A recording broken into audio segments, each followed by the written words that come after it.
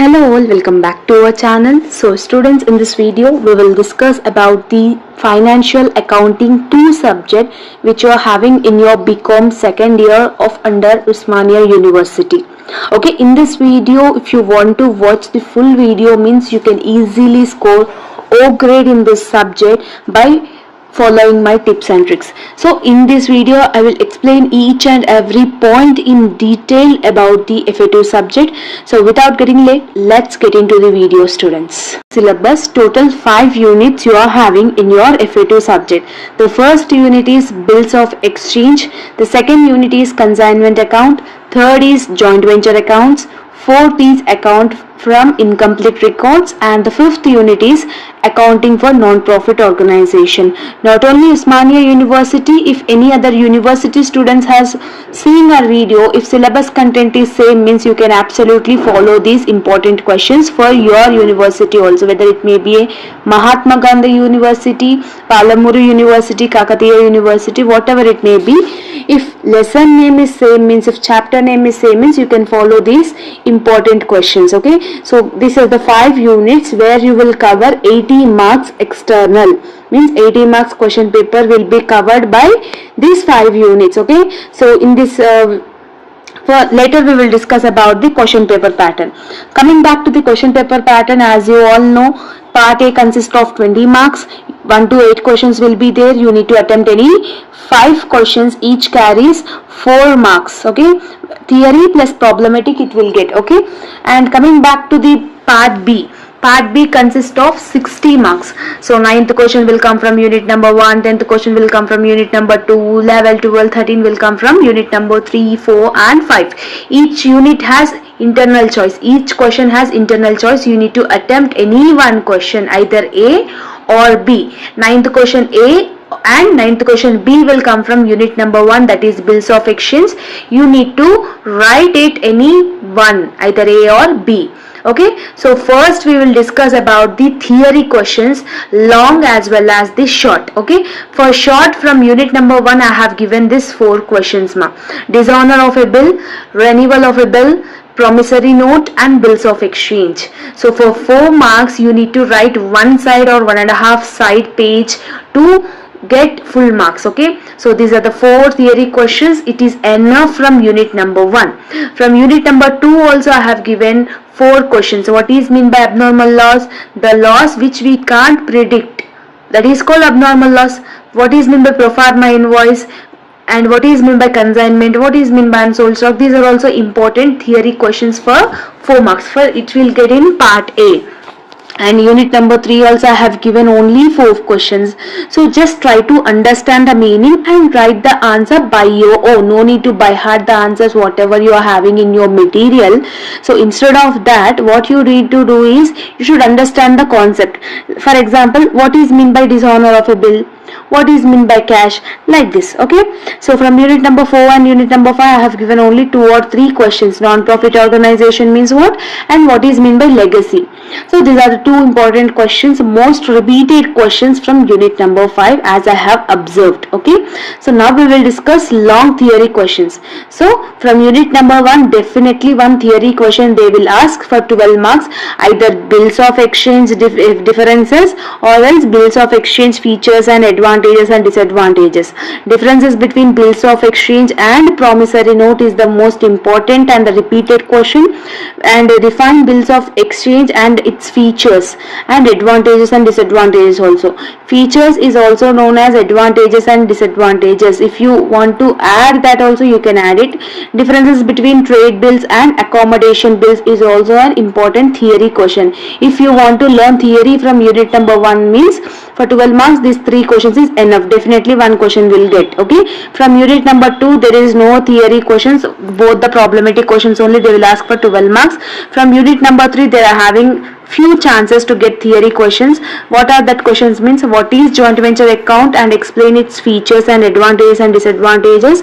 And the second one is differences between joint venture and consignment, or else differences between joint venture and partnership. This type of questions they will ask from unit number 3. And again unit number 4 there is no theory, and also unit number 5 there is no theory.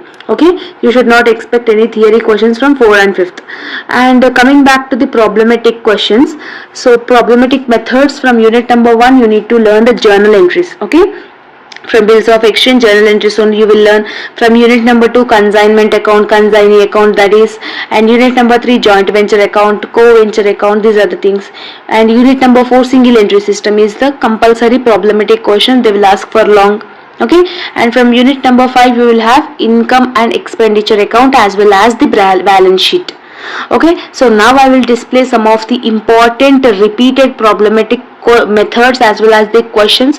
So try to prepare that and try to practice that, so it will be help out to you to reach that understand that method. Okay, so these short questions we will discuss. I will display one by one picture, so take a screenshot and learn. Okay, so this is from unit number 1, so this is from unit number 2. So consigned goods means consignment account. Okay, so Ramu consigned goods to Shiva, Ramu consigned goods to Rajender. So this type of questions they will definitely ask for short marks, short answers. Okay, 4 marks. Okay, and this is also important questions from joint venture account. You need to do joint venture account as well as the co-venture account, joint bank account. So these are all the important theoretical as well as the problematic. Okay, so for problematic, if you want to learn problematic means try to solve all these methods problems, or else in part if you want to attempt theory means try to practice whatever the theory questions I have given in part A. Okay, so that will be enough. But problematic, if you practice problematic means it will be helpful. If you are perfect with the long problematic, then no need to learn any short problematic. Okay, so whatever you will do in the long, that is only the method you should do in the short problematic also. Okay, so whatever the pics I am showing in this video, I will definitely upload this PDF in Telegram group. I will send it in our Telegram group. All the links were mentioned in the description as well as the comment box, and try to practice this. If you practice all these methods means definitely you will get O grade in F.A-2 subject. It will be a easy subject compared to the others. Compared to C and C language, F.A-2 is the easy subject. Compared to B law, F.A-2 is the easy subject. Okay, so try to practice. Don't confuse while seeing your question paper in future. In upcoming videos I will definitely upload the explanation videos also, don't worry about that. Okay, so these are all the important questions. The pics which I am showing in this video is the most repeated questions out of 5 years previous year question papers. Nearly 3 or 4 times it is getting repeated.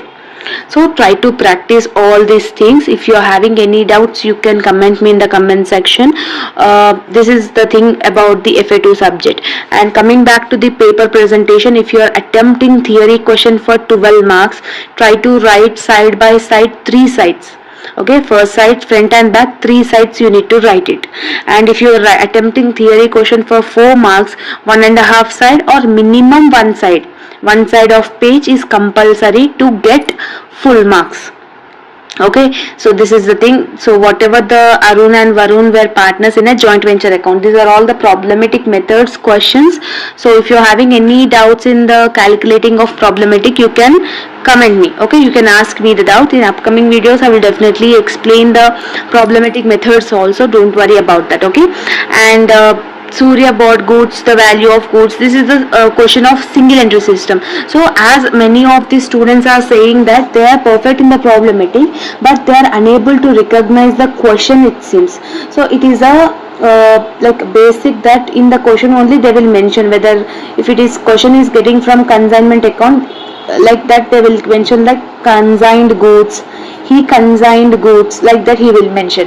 If it is a question from joint venture account, Ramu and Varun were jointly constructed the house, means jointly means joint venture account, like that. Okay, so single entry system means they will say that prepare the single entry system in the books of Ajay, prepare single entry system in the books of Bharat, like that it will tell. Okay, so you don't need to worry about that.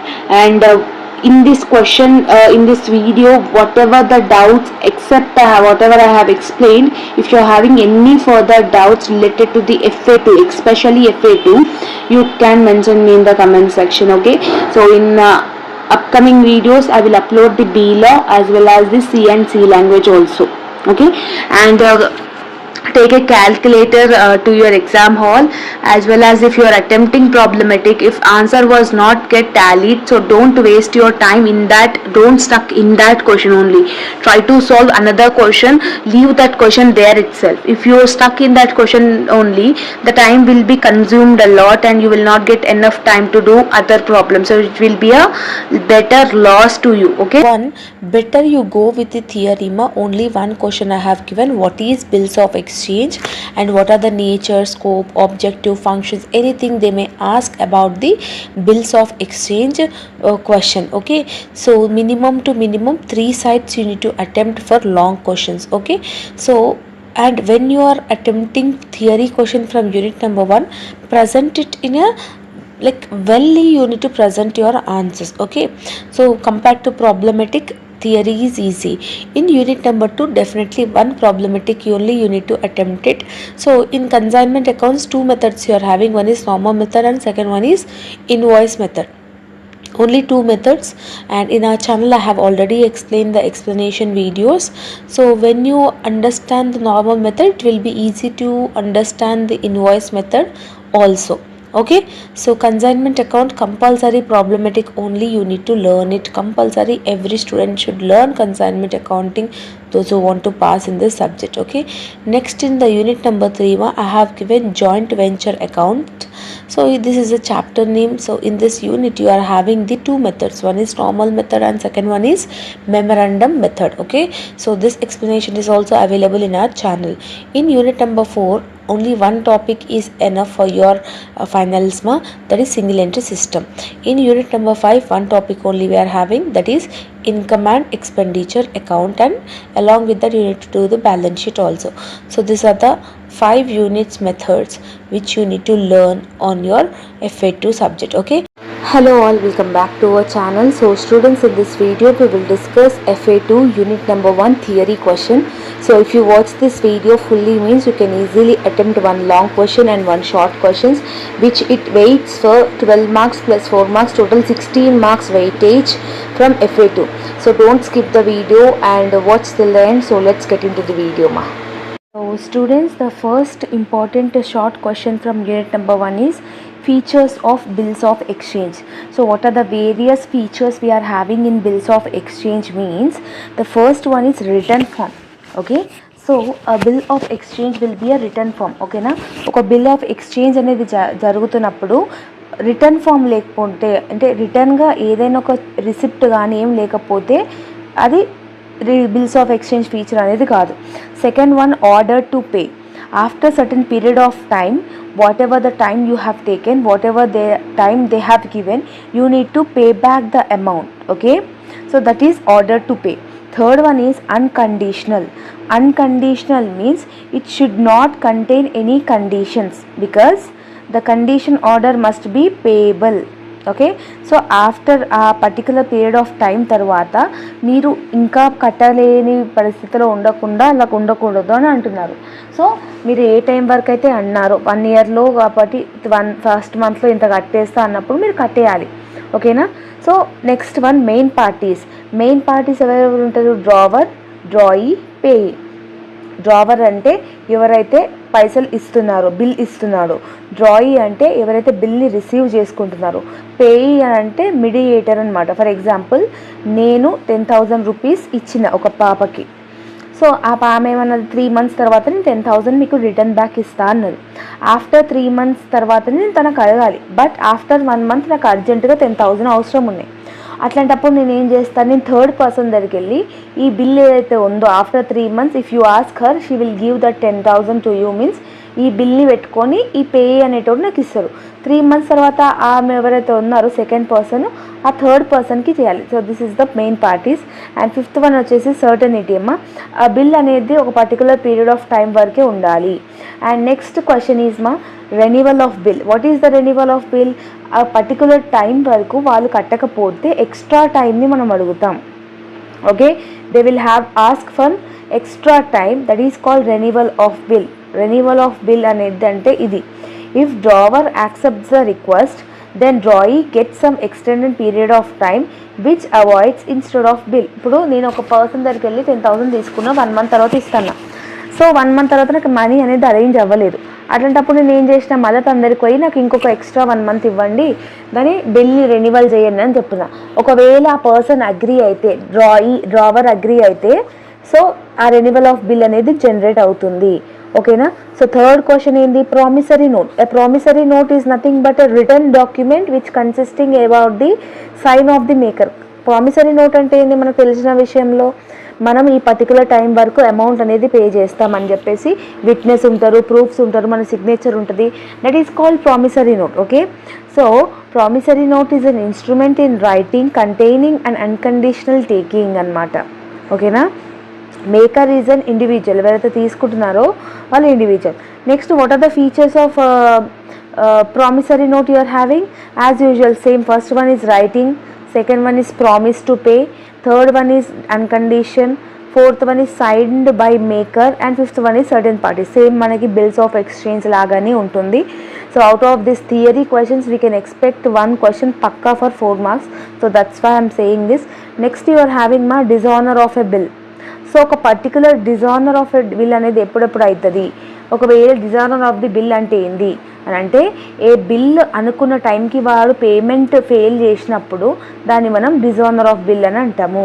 So అట్లాంటప్పుడు what are the different effects we will have ఒకవేళ bill dishonour అయితే? Next, no value and position. ఆ బిల్లుకి value ఉండదు, position ఉండదు, legal action తీసుకునే ఉంటుంది. Nature ఏముంటుంది, డ్రావర్ ఇక పర్సనల్కి ఉండరు అనమాట, కన్ఫ్యూజన్ ఉంటుంది. Noting charges is nothing but extra amount payment like that. Okay. So this is the 5th question. Okay. 6th question వచ్చేసరికి మీకు ఇక్కడ జర్నల్ ఎంట్రీస్ అడిగినమ్మా. ఇక్కడ ఏమంటున్నాడు, on 1st January 2015 Rao sold goods to Jyoti. What is the journal entry? Jyoti is the receiver. Jyoti account data to sales account because he is doing sales. No, అది ఒకటి. Next, half of the payment was paid immediately and remaining half of the Rao ruled bills of exchange upon after 30 days. Half of the amount ఏమో ఇప్పుడు pay చేసిందంట, ఇంక మిగతా half ఏమో 30 days తర్వాత అనేది పే చేస్తాను అన్నదంట. సో అట్లాంటప్పుడు ఏం రాస్తాము, cash we have received, bills bill receivable is nothing but after 1 month తర్వాత మనకు ఒక రిసిప్ట్ లాంటిది. So cash account 5,000 received, bill మీద 5,000 ఉంది. సో టోటల్ జ్యోతి ఎంత ఇస్తున్నది, 10,000 అనేది షీ విల్ రిసీవ్ అనమాట after 1 month. 5,000 will be received now and remaining 5,000 1 month తర్వాత. ఓకేనా. అండ్ నెక్స్ట్ ఏం అడిగారు, Jyoti accepted the bill and return it to the Rao. అంటే యాక్సెప్ట్ చేసింది జ్యోతి, బిల్ని రిటర్న్ చేసింది. So cash account data to bills receivable account అవుతుంది. అది బిల్, క్యాష్ అనేది యాక్సెప్ట్ చేసింది కదా, అంటే బిల్స్ రిసీవబుల్ యాక్సెప్ట్ చేసింది కదా. సో లైక్ దట్ ఇది అనేది చేయాలి. నెక్స్ట్ 7th క్వశ్చన్ ఏముంది మా మీకు, P draws a bill on Q for 8,000. Bill draw చేసినంటే bills receivable account data to ఎవరు ఇస్తున్నారు, క్యూ ఇస్తున్నాడు, త్రూ క్యూ అకౌంట్. ఓకేనా. After securing Q acceptance P endorses to R. అంటే ఇప్పుడు క్యూ సెక్యూర్ అయినాక ఆర్ నుంచి అమౌంట్ అనేది తీసుకున్నట్టు పీ అర్జెంట్ అమౌంట్ ఉంటే. So R account data to bills receivable account. So ఇట్లా మీరు రాయాలి. జస్ట్ ఒకవేళ మీరు అటెంప్ట్ అయితే చేయండి, తప్పు రాసినా కూడా ఇవన్నీ వస్తాయి అనమాట. నెక్స్ట్ లాంగ్ క్వశ్చన్కి we can expect one theory question pakka from unit number 1 for 12 marks. What is that important question is, define bills of exchange, explain the characteristic features of bills of exchange. Bills of exchange is nothing but a writing which contains an unconditional order signed by the maker during a particular period of time. Okay. So in simple words గా ఏమనొచ్చు మనం, it is an instrument in written form which includes unconditional order signed by the maker అనమాట. So after certain period of టైంలో మనకి ఏదైతే వస్తుందో amount అది వస్తుంది కాబట్టి దాన్ని మనము బిల్స్ ఆఫ్ ఎక్స్చేంజ్ అంటాం. Same thing with ever you have 4 మార్క్స్కి రాసినాము అదే పాయింట్స్ మీరు నేర్చుకోండి. పాయింట్స్ విల్ బీ సేమ్, ఎట్లాంటి క్వశ్చన్ వచ్చినా ఈ పాయింట్స్ పెట్టి రాసేసేయండి. Got it. So this is the first question మా. Second question is differences between bills of exchange and promissory note. ఇది ఏదైతే ఉందో ఈ differences out of this 2 questions either first question అయినా సెకండ్ క్వశ్చన్ అయినా ఈ 2 క్వశ్చన్లకైనా కంపల్సరీ ఒక 12 మార్క్స్ క్వశ్చన్ వస్తుంది. సో బెటర్ ఇది మీరు యాజ్ ఇట్ ఈస్గా డిఫరెన్సెస్ నేర్చుకోండి, ఇలాగే ఉంటుంది. ఓకేనా. అండ్ బిల్స్ ఆఫ్ ఎక్స్చేంజ్ ఇంకా కొన్ని మీరు అడ్వాంటేజెస్ అండ్ డిసడ్వాంటేజెస్ అనేది రాయాలి. అడ్వాంటేజెస్ అంటే ఏమేమి ఉంటాయి? ఫెసిలిటేట్ క్రెడిట్ ఉంటుంది, ఇండెట్నెస్ ఉంటుంది, అండ్ లీగల్ డాక్యుమెంట్ అనేది, డేట్ ఆఫ్ పేమెంట్ ఉంటుంది, రైట్. ఇవన్నీ advantages of bills of exchange. What are the parties will involve in bills of exchange means drawer ఎవరైతే పైసలు ఇస్తున్నాడో, డ్రాయీ ఎవరైతే పైసలు తీసుకుంటున్నారో, యాక్సెప్టర్ అంటే మీడియేటర్ అనమాట. ఓకేనా. నెక్స్ట్ మీకు ఏముంటారు? పేయీ అంటారు, పేయీ ఉంటారు, హోల్డర్ ఉంటారు. సో ఇవన్నీ 6-7 పాయింట్స్ ఏవైతే ఉన్నాయో ఈ 7 పాయింట్స్ మీరు సైడ్ హెడింగ్స్ గుర్తుపెట్టుకోండి, ఇంట్రొడక్షన్ గుర్తుపెట్టుకోండి. So what is bills of exchange, explain the characteristics, advantages and disadvantages of bills of exchange is first important question. Second important question వచ్చేసి differences between bills of exchange and promissory note. ఈ 2 differences answers నేర్చుకుంటే మీకు 12 marks అనేది మీ హ్యాండ్స్లో ఉంటుంది. So ఈ video ఎవరైతే చూస్తున్నారో ఈ వీడియోలో చెప్పిన ఇంపార్టెంట్ క్వశ్చన్స్ అని చూసుకుంటే 16 marks is in your hands. Means half of the marks అనేది మీరు యూనిట్ 1లకైనా స్కోర్ చేయొచ్చు. ఓకేనా. So this is all about the video students. Hope you like this video and if you are having any doubts you can comment down in the comment section. And if you like this video then do like, share, comment and subscribe to our channel and share with all your friends and groups. See you all in next video. Bye bye students. Hello all, welcome back to our channel. So students, in this video we will discuss bills of exchange. By watching this video you can attempt any type of questions for your final examination. So let's get into the video. As we are not having enough time to do manually, so whatever the material work you are having, from that only I am going to explain how you need to write it. Okay, you just simply see and listen, and something whatever the notes I am saying that you need to write it. Okay, so this is the thing. So without getting late, let's get into the video ma. In bills of exchange, what are the things we will discuss means what is bill of exchange and what is dishonor of bill. Just this type of things will be there, and you need to write the journal entries for the problematic question. So before getting into the video, in final examination in part B, 9th question will come from unit number 1. So from this unit you will get 2 questions ma, A and B. So one theory and one problematic they will ask. So what I suggest to the students is you better go for the theory, because in this unit it will be difficult to remember the journal entries. You need to remember around 15 or 20 in drawer account and 15 or 20 journal entries in drawee account. So that type of things it will happen. Ipudu what is this bills of exchange means? For example, A person is there, so A is a buyer and B is a seller, and A went to the B and asked that after taking certain amount of the goods he was exchanged the bill. So total goods worth is 10,000. So he said that in first month I will pay 2,000, in second month I will pay 5,000, in third month I will pay 3,000. Like that they have got an agreement. So అలా agreement అయిన దాన్ని bills of exchange అంటాం. So ఒకవేళ అది accept చేస్తే ఏం journal entries రాయాలి, ఒకవేళ యాక్సెప్ట్ చేయకపోతే ఏం జర్నల్ ఎంట్రీస్ రాయాలి, ఆ పర్టికులర్ 1 మంత్ తర్వాత వాడు 2,000 ఇచ్చిండా, సెకండ్ మంత్ తర్వాత 5,000 ఇచ్చిండా, థర్డ్ మంత్ తర్వాత 3,000 ఇచ్చిందా, ఒకవేళ ఇస్తే ఏం జర్నల్ ఎంట్రీస్ రాయాలి, ఇన్ కేస్ ఇవ్వకపోతే ఏం జర్నల్ ఎంట్రీస్ రాయాలనో ఈ చాప్టర్లో మీరు చూస్తారనమాట. So like that you need to remember the journal entries. You need to keep the journal entries for drawer account and drawee account. Okay, so here directly we will discuss short. We have already discussed in the explanation video of short, so better you watch that. And we here in this unit in this video we will discuss the long.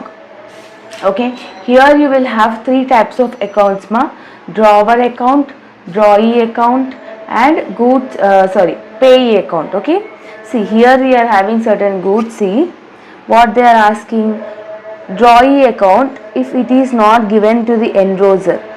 Who is enroser? Enroser is the person of third person. For example, నేను ఉన్నానమ్మా, నేను సెల్లర్ని, నా దగ్గరికి మీరు వచ్చారు, మీరు buyer, goods తీసుకున్నారు.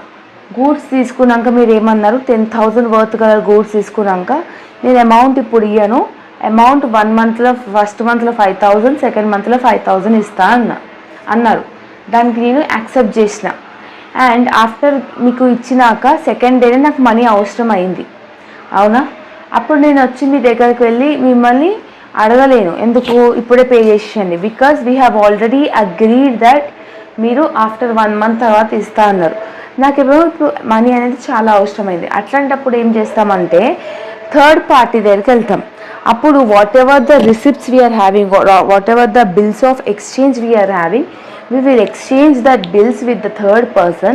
అంటే ఈ బిల్స్ వానికి ఇచ్చి after 1 month she will give 10,000 or he will give 10,000 to you, but keeping this receipts with you and give me right back 10,000. We will ask to that payee. Okay, if payee agrees to the proposal, then he is called as a enroser. Got it?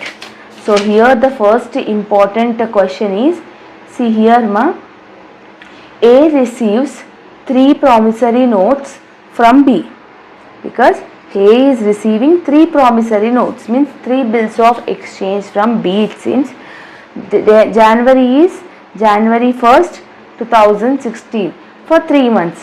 So here A was said that A received that first bill will be cleared 3,000 in first month, second bill will be cleared 4,000 in second month, and third bill will be cleared with third month 5,000. Okay, so దీని అన్నిటికీ journal entry చేయాలి. Total ఎంత, 5 + 4 + 3 total 12,000 bills ఏ అనేది receive అయ్యిండు from B. దానికి journal entry రాయాలి. First journal entry first మంత్లో ఇస్తాడు, సెకండ్ జర్నల్ ఎంట్రీ సెకండ్ మంత్లో ఇస్తాడు, థర్డ్ జర్నల్ ఎంట్రీ థర్డ్ మంత్లో ఇస్తాడని చెప్పాడు. నెక్స్ట్ ఏమన్నాడు, the second bill immediately endorsed in the favour of C on 4th January 2006. 4th January 2006లో ఏమైందనంటే సెకండ్ బిల్ వర్త్ 4,000 ఏదైతే ఉందో అది థర్డ్ పర్సన్కి ఏ అనేటోడు ఇచ్చి 4,000 రూపీస్ తెచ్చుకుండంట. Because he is having a urgent requirement. So he sold that second bill to the C and he got 4,000, and after particular second month B should pay that 4,000 to C. So C is a enroser. Okay, C is a enroser or a payee, we need to call it. Okay, next what they have asked, the third bill ఏదైతే ఉందో that he was deposited in the bank, it seems total 4,700, remaining 300 will be considered as a discount. Okay, 5,000 4,700 bank లో వేసింది, remaining 300 ఏమైంది, discount అయింది. So here you need to do the accounts, journal entries accounts for in the favor of A. A is a drawer. Okay, so drawer is a person who is giving the goods. B is a drawee. Drawee is a person who is taking the goods, means buyer. A is a seller. Okay, so first we will discuss the journal entries in the books of A. First ఏమన్నాడు, if any person receives 3 promissory notes from B, or any person is receiving bills receivable, means we will write as a bills receivable account data to B's account. How many bills worth he is receiving? 12,000. So 12,000, just journal entry format only you need to write it. Okay, and after specifying one account you need to do the brackets narration, being promissory notes was getting by B, like that. Okay, your wish. And next what happened ma, the first bill was kept by A only. ఆ first bill ఎక్కడ ఇయ్యలేడు, వాడే పెట్టుకుండు, అవునా? So first bill ఎవరి దగ్గర నుంచి వస్తుంది, so C's account data to bills receivable account. So ఇక్కడ ఏమంటున్నాడు, ఫస్ట్ సెకండ్ బిల్ ఏదైతే 4,000 వర్త్ ఉందో ఇక్కడ ఇది వాడు పెట్టి రిసీవ్ అయ్యిండు కదా. సో సి అకౌంట్ నుంచి ఎవరి దగ్గర నుంచి అకౌంట్ అయ్యిండు, so C is a endorser. Why calling endorser, that 4,000 బిల్ని సికి ఇచ్చేసిండు కదా. So C is receiving that. ఏం రిసీవ్ అవుతున్నాడు? What he is receiving? To bills receivable account worth 4,000. Got it. On 4th January రోజు ఏమైంది? ఆ థర్డ్ బిల్ ఏదైతే ఉందో ఆ థర్డ్ బిల్ని వాడు బ్యాంక్లో వేసాడు. Bank is receiving that bit. So bank account debtor, discount account debtor to bills receivable account. Like that you need to right 4,700 plus 3,000 total 5,000 worth of bills of exchange you are having ma. Next, here what they are asked, situation they have asked. After particular months, if they have cleared the bills of exchange, ఒకవేళ particular months అంటే 1 month, 2nd month, 3rd month తర్వాత వాడు bills due date లోపల ఇచ్చేసింది అనుకోండి, cash account data to bills receivable account అని 3,000 because first bill amount is 3,000. And second ఏమంటున్నాడు, ఒకవేళ ఇవ్వకపోతే if he dishonour means then we will call it as a B's account data to bills receivable account. ఒకవేళ honour అయితేనేమో cash to bills receivable, honour కాకపోతే B account ఇంకా ఇవ్వలేడు, ఏమి ఇవ్వలేడు, బిల్స్ రిసీవబుల్ ఇవ్వలేడు. And fourth one is B's account to C's account. What is doing? B account to C account కూడా ఒకవేళ 2nd month తర్వాత ఇచ్చేసినాడు అని అంటే, డిజానర్ అయ్యిందని అంటే, who is receiving that? C is receiving because C is ఎన్రోజర్ను. Second బిల్కి ఏకి సంబంధం లేదు, ఎందుకంటే సి ఆల్రెడీ ఇన్వాల్వ్ అయి ఉన్నాడు కాబట్టి. So B account data to C account. Next ఏమైంది? బ్యాంక్ అకౌంట్ది సేమ్ అట్లా. ఒకవేళ బ్యాంక్ అకౌంట్లో ఉన్న బిల్లు కూడా వాడు డిజానర్ అంటే కట్టకపోతే బీస్ account data to bank account. అంటే కట్టకపోతే ఎవడు కడతలేడు, ఎవరికి కడతలేడు అని చెప్పి రాయాలి. కడితే మనకి ఏమొస్తుంది? క్యాష్ వస్తుంది. దేని రూపంలో వస్తుంది? బిల్స్ రిసీవబుల్ రూపంలో వస్తుంది. సో ఇలా గుర్తు పెట్టుకోండి. Got it. And next you are having మా next in the books of B means drawee account also you need to write. First drawee account lo em rasamu, he was taken the goods from Mr. A's account data to bills receivable account 12,000. And after 4th April if he is honored means okavela bills ani honor cheste bills payable to bank account ani drawee account lo rastam. Okavela honor cheyakapothe ante kattakapothe bills payable account data to AC account అని రాస్తాం. So like that you need to remember some journal entries. ఒకవేళ final ఎగ్జామినేషన్లో ఏవైనా journal entries మీకు రాకపోయినా కూడా just attempt ఇవ్వండి. Attempt is important. If you are not preparing theory, just give an attempt. So my suggestion would be only go for the theory, right? So remaining chapters 2, 3, 4, 5 మీరు problematic అన్నీ నేర్చుకునేది ఉంటుంది. But here in this bills of exchange you better go for theory. It will be easy to understand as well as important and gaining chapter in theory itself. Okay, so problematic aithe koncham headache untundi. Next this question also you see ma, Dinesh owns a sum of 10,000 to Jagadish if he accepted a bill అనేది ఈ question ఉంది. Same దీంట్లో కూడా drawer account ఉంటుంది, drawee account ఉంటుంది. So drawer అకౌంట్లో ఏమేమి వస్తాయో నేను జస్ట్ చూపిస్తున్నాను. You take a screen shot it. And mostly చాలామంది స్కిప్ చేస్తారు ఈ వీడియో అంటే ఈ చాప్టర్ని ప్రాబ్లమెటిక్లో. సో జస్ట్ పైన చెప్తున్నాను. ఒకవేళ whoever is doing this video just you practice this question, ఇంతకుముందు చెప్పిన question and 1 more question will be there. So ఆ 3 క్వశ్చన్లు మీరు నేర్చుకున్నారు అనుకోండి, any type of questions you can attempt it. This is the second question మా. So third question is this one. Raju sold goods to worth 10,000 to Surender. Okay. So here this is question also is important. Mostly ఏం గుర్తుపెట్టుకుంటే ప్రతి క్వశ్చన్లో dishonour అవుతుంది bill అని ఉంటుంది. Dishonour అయితే drawer అకౌంట్లో ఏం రాయాలి, డ్రాయీ అకౌంట్లో వేయాలి. ఒకవేళ హానర్ అయితే ఏ అకౌంట్లో ఏమేమి వేయాలని జనరల్ ఎంట్రీస్ గుర్తుపెట్టుకోండి. ఒకవేళ ఫస్ట్ బిల్ బ్యాంకులో వేస్తే సెకండ్ బిల్ ఎన్రోజర్ అయితే ఇట్లాంటివి వచ్చినప్పుడు జనరల్ ఎంట్రీస్ ఏం రాయాలి, డ్రావర్ అకౌంట్, ఎస్పెషల్లీ డ్రావర్ అకౌంట్లోనే చూసుకోవాలి. డ్రాయీ అకౌంట్లో ఎక్కువ ట్రాన్సాక్షన్స్ అనేది ఉండదు. ఓకేనా?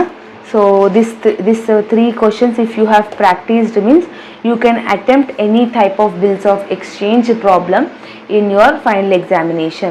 Hope you got like this video. If you like this video, then do like, share, comment and subscribe to our channel and share with all your friends and groups, because this video will be useful for them also to get understanding in this subject. So remaining units also I am uploading soon, ma. So by watching that videos, you can easily attempt any type of questions in your final examination. Hope you like this video, and if you like this video, then do like, share, comment and subscribe to our channel and share with all your friends and groups. Okay, we are near to 50,000 subscribers. Hope finish చేసేసేయండి exams లోపు. So మీరు happy, నేను be happy ఉంటాను. And all the very best students. See you all in next video. Bye bye. Hello students, welcome back to our channel. So in this video we will discuss the complete concept about the consignment accounts, which is having in your financial accounting too. As many of you requested for the explanation video, in this video we will discuss the normal method of consignment accounts. Okay, so by this video you can easily score 16 marks weightage, 16 marks. Why? Because 12 marks there will be a compulsory problematic question, and 4 marks theory question or problematic you can able to attempt it when you know the meaning. Okay, so financial accounting 2, in unit number 2 we are discussing the topic of consignment account. So basically students, in this chapter you will have 2 topics, means whatever the problematic we are learning, it is divided into 2 circumstances. One is normal method, second one is invoice method. Okay, so invoice method is different, normal method is different. So when you get to know the complete concept of normal method, then only you will able to understand this invoice method. So after watching this video, just watch this invoice method video also, so that you will complete this consignment accounts. Okay, so in consignment accounts ma, either in normal method or invoice method, we need to prepare 3 accounts: consignment account, consignee account, goods sent on consignment account. These 3 accounts we need to do in this chapter. Okay, so in this chapter ma, only you need to concentrate on the calculations part. So when in the question, if you want to calculate abnormal loss, okay, abnormal loss is nothing about the, when you are sending goods from one place to another place, in middle of the place, if the goods were met with an accident, the goods will damage, no? In that cases, if this type of incident, if they have mentioned in the question, then compulsory we need to do the abnormal loss calculation. Okay, so what is the formula? How many goods were damaged, what is the price of the each good, then you will get the amount. When for the abnormal loss, only you need to include the consignor. Consignor is nothing about the owner. Okay, when the goods is damaged, owner is the only person who is responsible, only consignor is responsible. Okay, consignor expenses into how many goods were damaged divided by how many goods he sent. For example, 4 goods were damaged, 10 goods he sent. So consignor expenses 10,000. 10,000 into 4 divided by 10. Like that you need to do it. Then you will get the answers. Okay. So this is the abnormal loss calculation. I hope that you have got clarity. Next you are having calculation of unsold stock.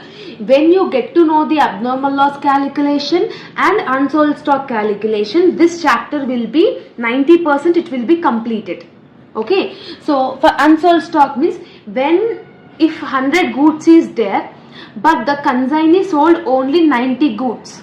Out of 100 he sold only 90 goods, remaining 10 goods is called unsold stock only, no?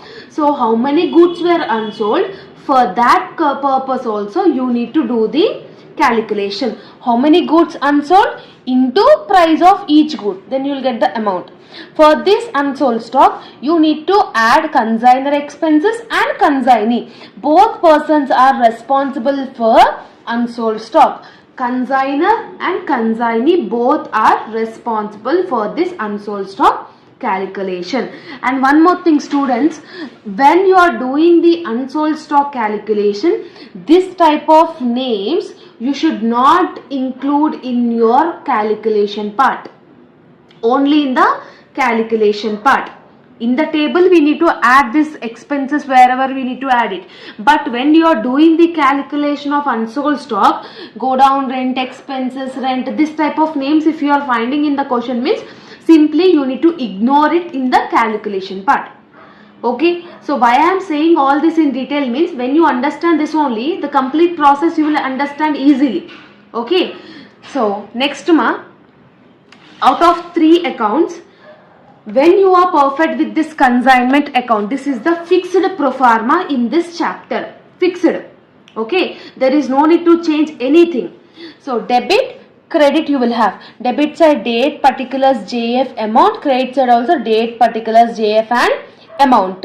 In debit side in every question 2, debit side starts with 2, credit side starts with by.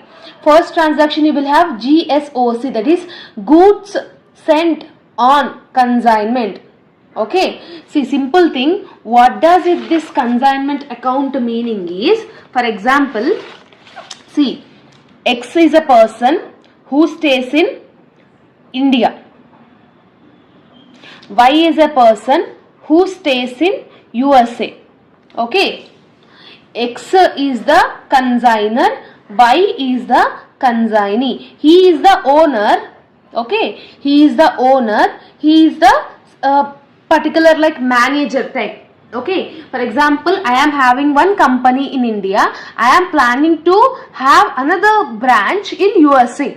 I am the only person who is not capable of being there in the both the sides at a time, because I am a human being, right? I can stay only in India or I can stay only in USA. At a time I can't stay in both the places, no? So that's why I hired Y. So Y, what he will do or she will do means, whatever the branch I am having in that particular place, whatever the things, whatever the duties I am doing here, the person who is appointed, he will also do their everything. So he is the consignor, he is the consignee. So I am sending 100 goods to Y. So during the transit it met with an accident and 10 goods were damaged. So Y will receive only 90 goods. Yes, out of 90 he sold only 80. 10 is the unsold. 10 is the abnormal loss, unsold. So like this you need to understand the concept. Okay, so how many goods the consignor is sending, at what price he is sending, that is nothing about the goods sent on consignment. Next, consignor expenses, consignee expenses. Consignee will get commission based on how many sales he did. Okay, abnormal loss, unsold stock. After doing the calculation, the final amount we need to put it in the credit side. In every question, either we may get profit or we may get loss.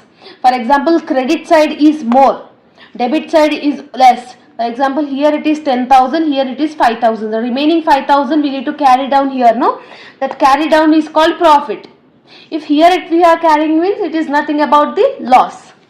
Got it? So now we will simply discuss the one of the important questions. So like this you need to draw your pro forma in your final examination. So the purpose of doing this explanation video in single rule means, in examination booklet also you will get the single ruled book. So when you practice in the single rule, you will understand how many columns we need to do, what is the neatly we can present the answer, everything. So that's why purposely I will use the single rule notebook for your explanation purpose, for practice purpose also. Okay, now I'll give the important question. See this question. Shivani of Hyderabad consigns goods to Dolly of Secunderabad. Consigns is nothing about the sending. Okay, who is sending? Shivani is sending. Who is receiving? Dolly is receiving. So Shivani will become consignor, Dolly will become consignee. Okay, how many goods they were sending, ma? 1000 goods they were sending. Each good is 500 rupees. Okay, so we need to write in the first consignment account debit side. If date is not given, just ignore it. Okay, the first transaction debit side starts with 2. So goods sent on consignment. How many goods Shivani is sending? 1000. Each good is 500. Simply what we need to do? 1000 into 500 we need to do it. 1000 into 500 it will be 5 lakhs. So 5 lakhs you need to write it in the amount column. Got it? In every question this is fixed ma. Okay, next one, Shivani is the consignor.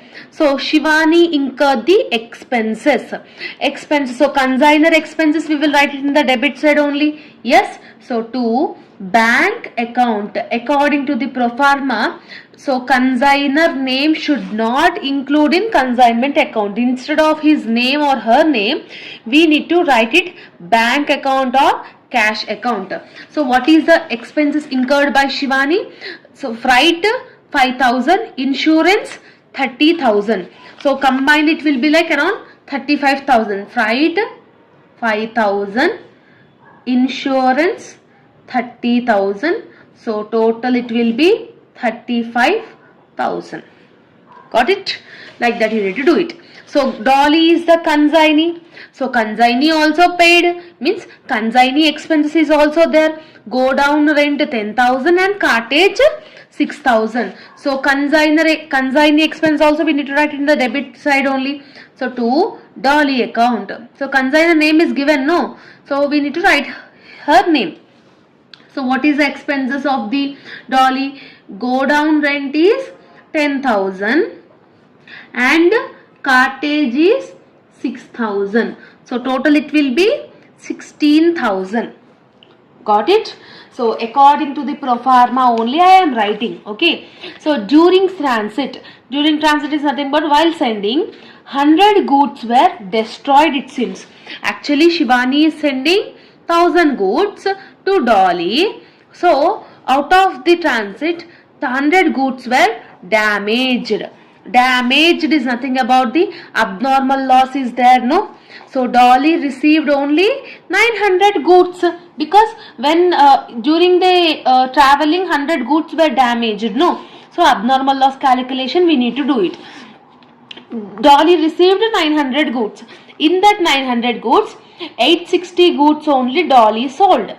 So 860 only Dolly sold. Remaining 40 goods is nothing about the unsold only, no? Yes. And one more thing ma, when in the question if they are saying insurance claim we should not take it. Okay. While they are saying after goods were met with an accident, if they are saying insurance claim 50,000, insurance claim 10,000, you should not consider that amount. So Dolly sold only 860, remaining 40 is unsold and she is getting of 10% commission. So how many goods were Dolly sold? How many goods were Dolly sold? 860 goods were Dolly sold. Means we need to write in the credit side by Dolly account. In bracket we need to write the sales. 860 into each good she sold at 1,000. So 860 into 1,000 we need to do it. It's like 8,60,000. Okay. So commission is there, no? Dolly's commission. So to Dolly commission will come in the debit side. To Dolly account in bracket commission. So every time commission is based on sales. How many sales she has done? 8,60,000. What is the commission percentage in the question? 10%. So 8,60,000 into 10%. It is nothing about the 86,000. Got it? So next ma, in the question we are having abnormal loss 100, unsold stock 40. So it means that we need to do the calculation, no? So abnormal loss calculation we will do first. In the question definitely they will check the working notes. In consignment account every student should do the working notes of calculations of abnormal loss and unsold stock. First we are doing the calculation of abnormal loss. So in the question what they are saying ma, 100 goods were damaged. 100 into what is the cost of each good when they are sending? 500. So 100 into 500. So 100 into 500 if you will do means you will get 50,000. Yes, for this abnormal loss you need to add the only consignor expenses only. Consignee is not responsible for this loss. So what is the consignor expenses? What is the consignor expenses? 35,000. See here you see 35,000. Okay. So consignor expenses is 35,000 into how many goods were damaged? 100. How many goods actually Shivani is sending? 1000.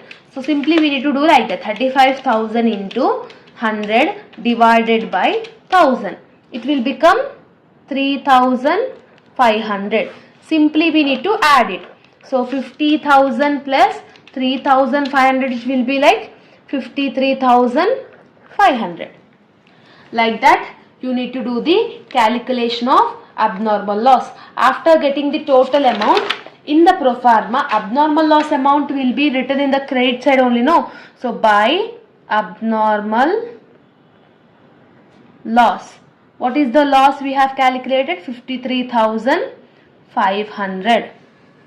Okay, unsold stock calculation is also there, no? Yes or no? Unsold stock is also there. So this is the two calculation you need to concentrate on this. Remaining everything is same only.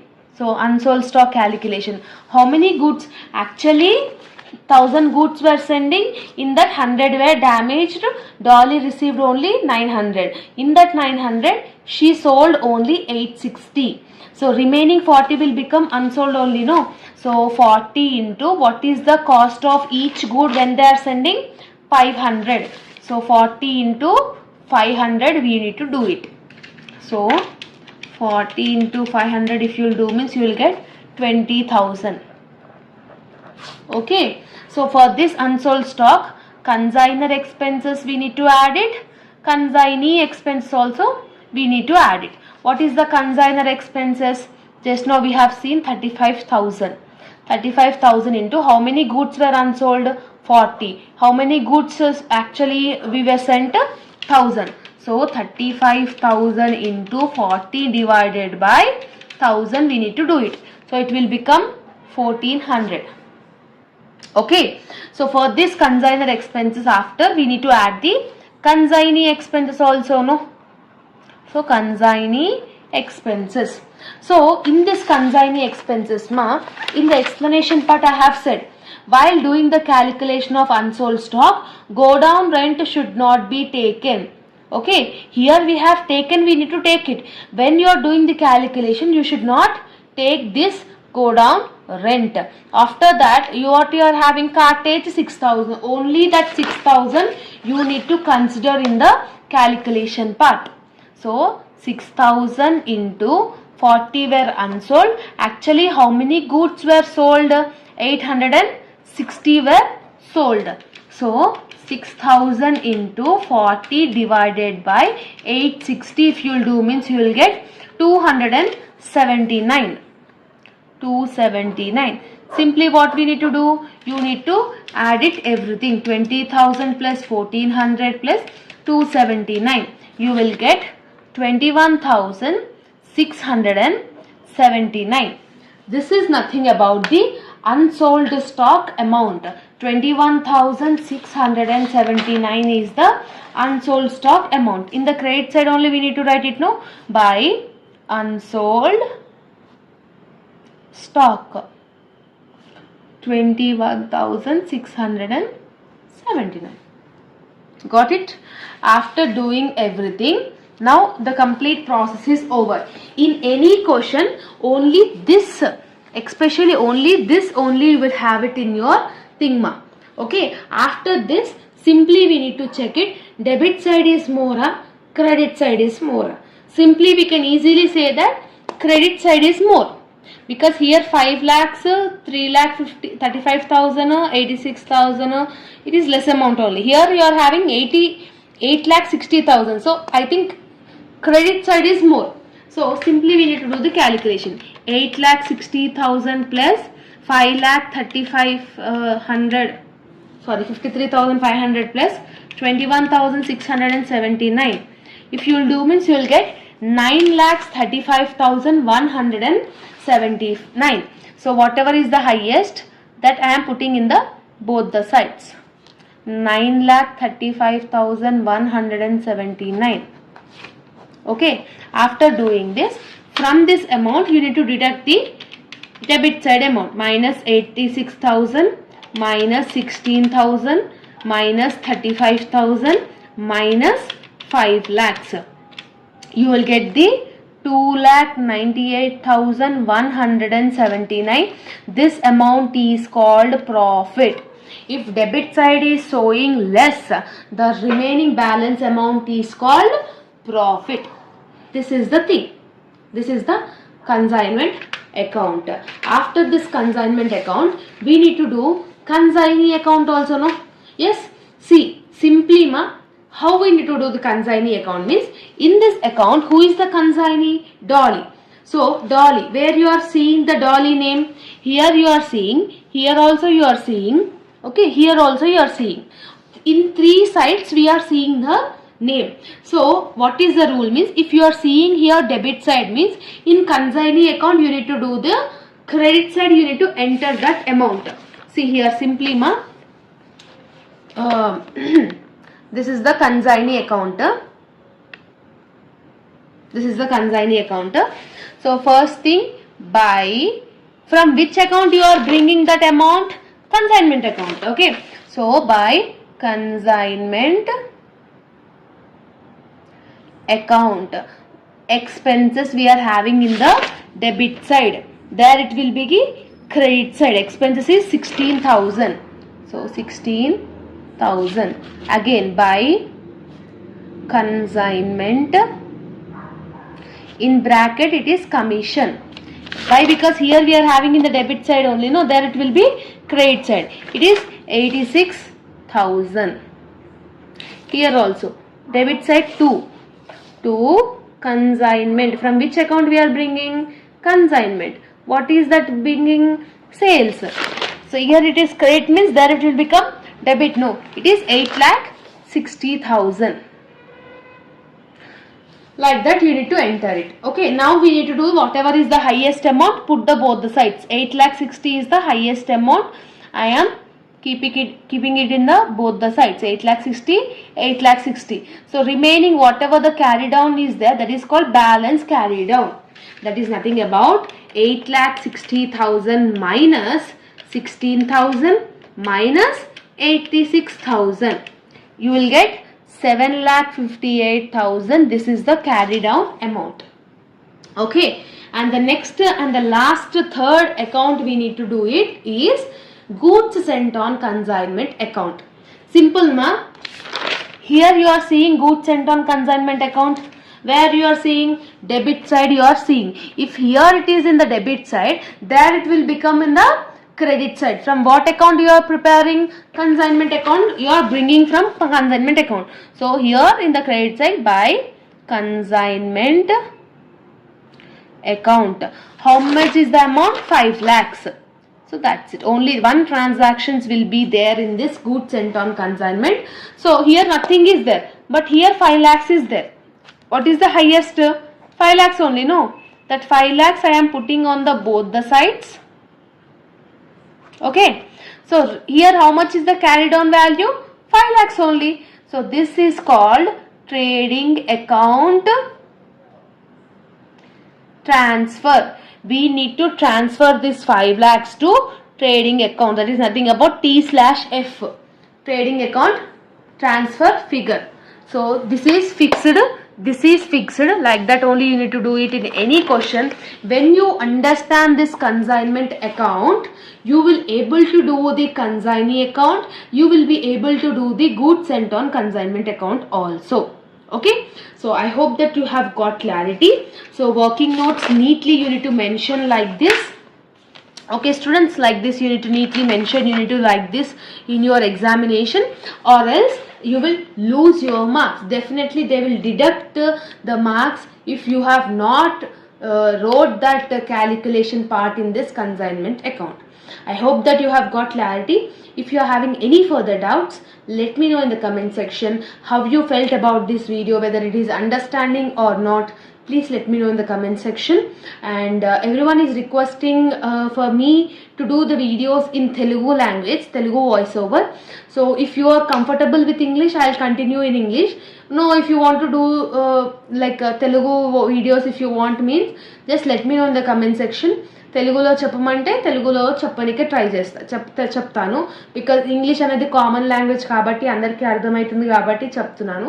So లేదు మీకు తెలుగులో కావాలి అంటే just comment చేయండి, డెఫినెట్గా తెలుగులో video upload చేస్తాను. All the very best. ఏమైనా డౌట్స్ ఉంటే కమెంట్ సెక్షన్లో కమెంట్ చేయండి. See all in next video. Bye students. Hello students, welcome back to our channel. So students, in this video we are discussing the another topic in consignment account. Okay, in previous video we have already learnt about the consignment account normal problem. In this video we will learn the second topic, that is invoice method. Okay, so before watching this video, if you have not watched the first topic video, just please watch that, because when you understand that concept, then only whatever I am saying in this video, it will be understandable to you all. Okay, so see here in the question ma, Raju of Hyderabad consigns 100 goods to Gani of Suryapet. So Raju consigns is nothing about, Raju is sending goods to Gani. So Raju is the consigner, Gani is the consignee. Okay, so what is the cost of each good? 500 rupees. Till here it is fine. Then here in the bracket what they are saying, invoice 25% above cost. See, Raju and Gani are the consigner and consignee. So what they have said, each cost is 500 rupees only, but invoice is nothing about bill. While making bill, Raju made 25% above the cost. What is the cost actually? 500 rupees into what is the above cost? 25%. Means extra 125 rupees he charged more. So 500 plus 125, it is 625. Got it? So the cost of each good will be 625. Like that you need to understand this question. Okay, so Raju expenses is 10,000 for freight and Gani paid 12,000 octroi and others 3,000. Gani sold 80 goods. See, one thing ma, in invoice method you will not have abnormal loss calculation, only you will have unsold stock.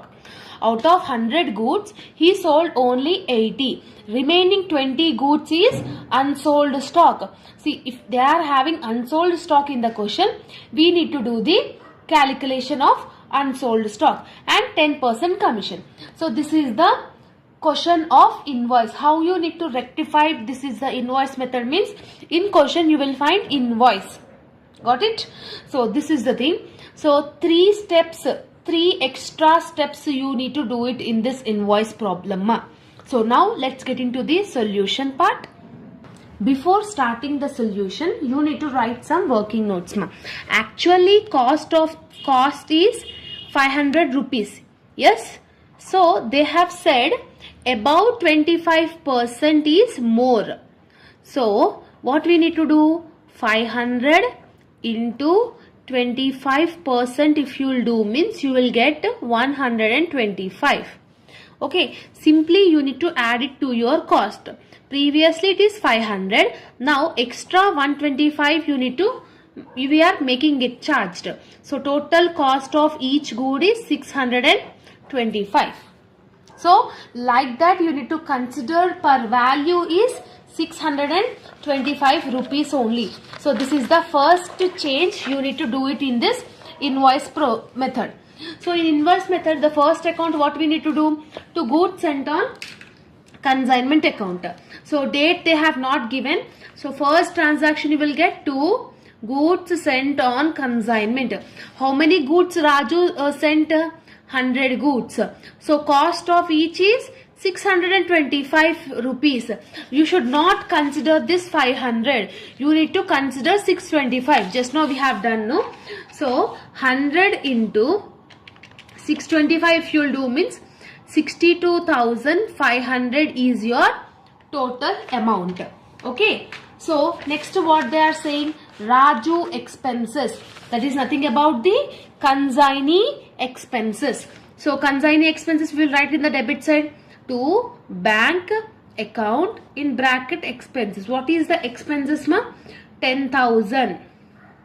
Okay. So Gani is the consignee. So consignee also paid some expenses. That also comes in the debit side only, no? So to Gani account. So because consignee name is given in consignment account, consigner account name you should not write it. Instead of his name we need to write bank account or cash account. So Gani account expenses. What he made the expenses? Octroi 12,000 he made. Others 3,000. So total expenses of Gani is 15,000 rupees. Okay. So this is the thing. Next what they have said ma? Gani sold only 80 goods at each 1,000 rupees. When consignee is selling the goods, means here only we need to write in the credit side by Gani account in bracket we need to write the sales. How many goods he sold? 80 into per unit is 1,000. Each good he sold for 1,000. So simple 80 into 1,000 if you will do means 80,000 is your sales amount. So what is the commission? Next you are having the 10% commission. No. For sales only we will do the commission. Yes or no? So consignee commission will comes in the debit side. So when you will get to know all these things, when you have seen the first topic video, then only you will understand all these things. If you directly see this video, you will not understand. Yes or no? So to Gani account in bracket it is commission. So what is the sales actually? 80,000 sales into 10%. So 80,000 into 10% is nothing about 8,000. 8,000 is the commission of Gani account. So everything is like topic 1 only. Now the parties came. The crucial parties came. See ma, how many goods Raju sent actually? 100 goods. In that 80 only sold, remaining 20 is unsold. So unsold, for this unsold calculation we need to do it, no? Yes or no? Simple. See ma, here calculation of unsold stock. In working notes you need to do it. In examination also like that only you need to do it. Calculation of unsold stock. So how many goods were unsold ma? 20. Cost of each good is 625. It is not 500. We need to consider the last value. This is the value. You need to consider it in the invoice method. Yes. So 20 goods were unsold. 625 is the per unit. So 20 into 625 if you will do means you will get 12,500. For this unsold stock you need to add the consigner expenses and consignee expenses. What is the consigner expenses they have given in the question? 10,000. 10,000 into how many goods were unsold? 20. How many goods he sent actually? 100. So 10,000 into 20 divided by 100 if you will do means you will get 2,000. Just do the calculation part. Okay. After this consigner expenses, for unsold stock we need to add the consignee expenses also, no? So consignee expenses. So what is the consignee expenses total ma? 15,000. So 15,000 into how many goods were unsold? 20. How many goods he were sold actually? 80 only. 80 goods only sold. No, this is the formula. So 15,000 into 20 divided by 80 if you will do means you will get 3,750. Like that you need to do the calculation amount. Just add it to everything. 12,500 plus 2,000 plus 3,750. It will be 18,250. 50. Same like regular thing only we have calculated. 18,250 is the unsold stock amount. So buy unsold stock 18,250.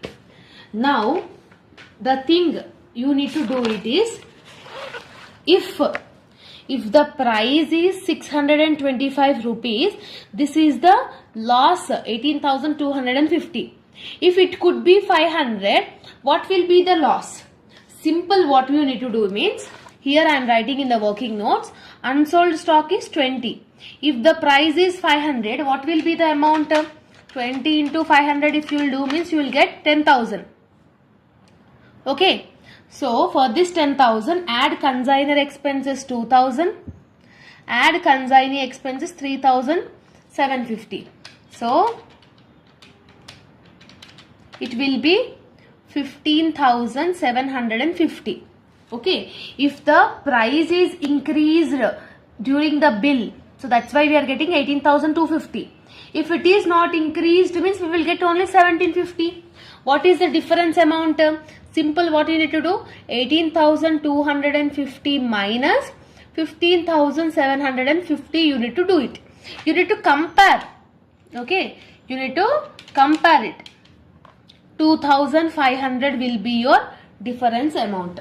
This difference amount, invoice difference amount, you need to show it in the debit side. This is the change you are having. So to difference invoice. What is the invoice difference? We have got 2,500. That how we have got this 2,500, you need to show it in the working notes. First change is this one. Okay. Second change is this one. Remaining thing is the same like the topic one only. No. Yes.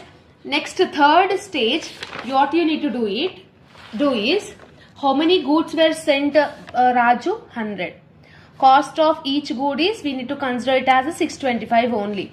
So 100 into 625 if you will do means 62,500 will be your answer. If it is 500, what will be the amount? 100 into 500 if you will do means 50,000. Same like that only, you need to compare it. Like 62,500 minus 50,000. It will be like 12,500 is the difference amount. This 12,500 you need to show it in the credit side. By consignment stock 12,500. If it is for 500, 12,500 we will save it. Because of 625, 12,500 is the loss amount only, no? So like that you need to show it in your final examination. That is the only difference in invoice method. Now what we need to do? Simply we need to add it. Where we are having the more amount, put it on both the sides. Either we may get profit or loss. First we will add in the debit side. 62,500 plus 10,000 plus 15,000 plus 8,000 plus 2,500. It is 98,000. Here in the credit side 80,000, 18,250 plus 12,500. Here it is 1,750. 1,10,750. So 1,10,750 is the highest. So I am putting in both the sides. From this you need to do it minus of 98,000. Then 12,750 will be your profit. If I am doing anything wrong means just pause the video, do the calculations and let me know. I will not do, but I am saying it. Okay. So after this consignment account, what you need to do? Consignee account and goods sent on consignment. That is same like previous one only. Here where you are seeing the consignee name, here you are seeing, here you are seeing, here also you are seeing. Yes. So if here it is in the debit side, there it will be in the credit side. If here it is in the credit side, there will be in the debit side. So see here, consignee account.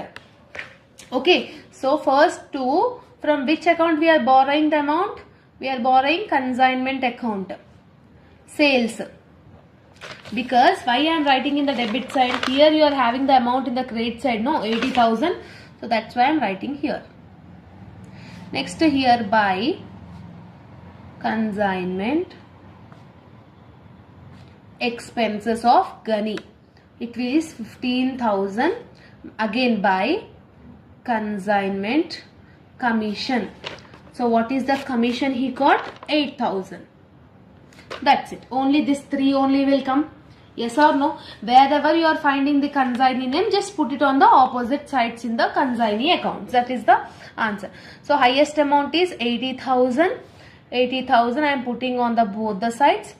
From 80,000, just deduct 8,000 and 15,000. Then you will get by balance carry down. What is the carry down balance from 80,000? If you deduct this 2 means you will get 57,000. Same like previous one, ma. Like in the last video, in last topic, however we have done, that only you need to do it. Okay. Next, goods sent on consignment. In consignment account, where you are finding goods sent on consignment? Here you are finding GSOC. If here it is in the debit side, there it will be in the credit side. That is 62,500. So 62,500 by, from which account we are borrowing? Consignment account. Okay, this is the only one transaction, you will get it. Yes, highest will be 62,500 only. So putting on the both the sides. So to, from where we need to add that balance figure, you need to transfer that amount to the trading account. So that's why to trading, what is the carried on balance? 62,500. Just I am adding in the debit side. You need to transfer it to the trading account. That is the only thing you need to remember, especially this calculations part. See ma, from normal method to invoice method, there are only 3 changes. One is this one, second one is invoice method differences, third is billing wise consignment stock difference. If you understand these 3 differences, invoice method is over. Okay, so by this we have completed consignment account. Full chapter videos is available in our channel. So by this chapter you can at least score 20 marks. Why? Because long, definitely there will be a 12 marks question. You need to attempt it. In short, we can expect two questions for short. That is, each short question carries 4 marks. No, so 12 plus 4 is 16 plus 4 is 20. Okay, so 20 marks weightage you are having in this consignment account. Don't neglect it, ma. If you are having any further doubts, let me know in the comment section. I hope that you have got clarity, and all the very best for your examinations and preparations. See you all in next video. Bye bye, students. Hello all, welcome back to our channel. So students, in this video we will discuss the F.A-2 unit number 3 joint venture accounts ma. Okay, so the complete chapter we will explain in this video. So in this chapter ma, in this unit you are having 2 topics. Topic number 1 is about the separate set of books method. Second topic, memorandum method. Okay, so 2 topics you are having in this particular chapter. Any one topic is enough. Sometimes they will give in the examination all one theory, one problematic also. Okay, so if you want to prepare theory from this chapter, you can. If you want to do problematic, means topic 1, topic 2, both you need to learn it. Okay, so mostly separate set of books is most important. That compulsory question you will get it. Okay, so in this video we will discuss the separate set of books method ma. Okay, so the complete topic regarding that we will discuss. By watching this video you can easily get to understand this method. So topic number 1, separate set of books method, right? So in this particular method we need to do 3 accounts. Okay, joint venture account, co-venture account, joint bank account. So how many accounts we need to do it ma? 3 accounts we need to do it. Joint venture, co-venture and joint bank account. So now we'll discuss one important question which is there in this particular method. See here in this question ma, just pause the video and take a screenshot. Again I will not show this book to you all. Okay, so that's why I am making you to take a screenshot. Okay, now I'll just speak the now I'll just read the question. A and B, who are building contractors, undertake jointly to construct a building for a newly started joint stock company for contract price 20 lakhs payable. See, actually joint venture account is nothing about the A and B are the partners. Partners is nothing about the temporary partners. Here they are saying like building contractors. They combinedly putting efforts to build that building. Okay, so after completing of that construction of the building, A will be separated, B will be separated. Okay, so what is the total contract price? 20 lakhs. In that 20 lakhs, the company itself is paying 16 lakhs in the form of cash, 4 lakhs in the form of shares. So contract price is 20 lakhs ma. In that 16 lakhs only we are receiving in the form of cash. Remaining 4 lakhs we are receiving in the form of shares. How much we have received in the form of cash, that is important. Okay. Next one. A bank account is opened in the joint names. Bank account were opened. A opened 6 lakhs. B opened 4 lakhs. This comes under the co-venture account ma. Next, wages they have given, materials they have given, materials supplied by A, architecture fees paid by B also they have given.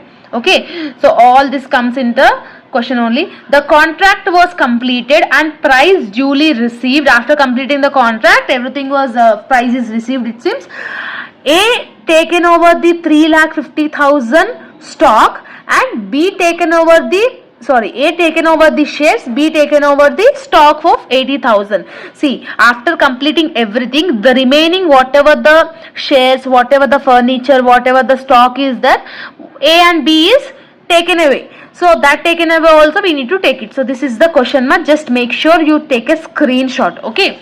Now, in this account, in this method, I have said you the 3 accounts: joint venture account, co-venture account and joint bank account. If you are perfect with this joint venture account pro forma, co-venture and joint bank is easy. Okay, only joint venture account we need to consider it. Okay, so the pro forma of joint venture account is this one ma. Only 4 transactions you will get it ma. First one, to joint bank, whatever the wages, whatever the materials, the values they have given, we need to put it over here. Next, if any amount paid by the partners, you need to write it over here. What is the contract price in the form of cash received? CR means cash received. And co-ventures, any stock items or any assets were taken over by the partners, you need to write it over here. Either you will get profit or loss. Only this is the pro forma. Only this is only one thing you are having in this separate set of books method. Okay, see, if you are finding wages in the question, okay, how to find out this question only means, if you are finding wages in the question, this is the format of doing the solution. So now let's get into the answer ma. So here I have drawn 3 accounts. So joint venture account is the first account, right? So date particulars amount in the debit side, date particulars amount in the credit side. Table name is joint venture account. The first thing, according to the pro forma, we need to write it, no? So first we will write in the debit side to joint, extremely sorry. Debit side we need to write it, debit side we need to write it joint bank account. According to the pro forma only I am writing. What you are having ma? Wages you are having, materials you are having. Yes. So what is the wages amount they have given in the question? 7 lakhs. Okay. And what is the materials they have given in the question? 9 lakhs. Okay. So 9 lakhs plus 7 lakhs, how much you will get it ma? So total 16 lakhs is your final amount. So that's why I am putting down that amount in the amount column. After that, according to the pro forma, what you are having? To co-venture account. Co-venture is nothing about the partners. Who are the partners? A is the partner, B is a partner. What you need to write it in the question? They have mentioned. What they have mentioned, now see here, materials supplied by A, architecture fees paid by B. This type of any payments were done by the co-venture, you need to write in the debit side. A paid materials for 80,000, B paid architecture fees for 40,000. So total it will become 80,000 plus 40,000, it will become 1,20,000.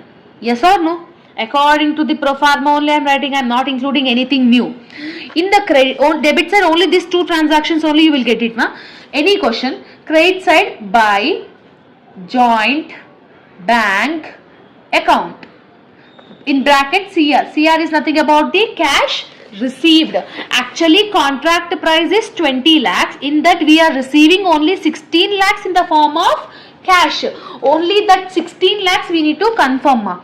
So 16 lakhs in the credit side. Got it? After that again by co-venture account. Co-venture account. Any materials or shares taken over by A after completing the contract, A taking up the shares, no, which is the value of 3,50,000. So that I am putting here. If any asset or liability or any stock were taken over by the partners after completing the contract, you need to write it over here. B taking a stock of 80,000. Yes or no? So 3,50,000 plus 80,000 is nothing about the 4,30,000. Yes. Now simply we need to do the totaling, balancing figure. Debit side is more, credit side is more. Here you are having, we can see that it is 20,30,000, but here you are having 17,20,000 only. So whatever is the highest, put it on the both the sides. That is nothing about the 20,30,000 is the answer. Highest amount is 20,30,000. Yes. So from this 20,30,000, you need to deduct these amounts. Okay. Minus 16 lakhs minus 1,20,000. So what will be the remaining balancing figure, ma? 3,10,000. So here if you are getting less amount means that is called profit only, no? According to the pro forma. According to the pro forma, just now we have discussed. If debit side is showing less, that is nothing about the profit. Yes or no? So this is the way to calculate a joint venture account. Only these transactions, not any new transactions will not come. Only these 4 transactions, either profit or loss, you will get it. I hope that you have got clarity. Next one, ma, co-venture account we need to do it, no? So in co-venture account, actually in the amount column we need to draw 2 lines. Why? Because A partner is there, B partner is there, no? So by mistakenly I have wrote it as a amount. So just I am making it as a and B column. Okay. So A column is separate, B column is separate. A partner, B partner. Okay, just kindly accept it. First, in co-venture account, the co-venture account starts with the opening balance. In the credit side, first transaction you need to write by joint bank account. What you need to write it? In the question, they said that, see here, capital accounts were opened, A 6 lakhs, B 4 lakhs, capital accounts were opened, no? So that you need to write it. So here I am writing 6 lakhs, 4 lakhs. Okay. Next, one thing, ma, simple thing. Here in the previous table, you are finding any partner's name. Here you are finding A 80,000, B 40,000. Here in this table, if it is in the debit side, here you will get it in the credit side. So, from which account you are bringing the amount? Joint venture account. By joint venture account, A 80,000, B 40,000. Got it? So, this is the way to calculate it, ma. Next one, profit is also there. Profit or loss, we need to share it to the we need to share it to the partners, no? Here profit is in the debit side means here it will comes in the credit side only, no? Yes, from which account we are bringing that amount? By joint venture account. So to share this 3,10,000, there we need to have a ratio. In the question they will give 3:2. They have given the ratio of 3:2. So that is nothing about the A 3/5, B 2/5. Simply we need to take according to this ratio. 3,10,000 into 3 divided by fuel do means 1,86,000 for A. Yes, 1,86,000.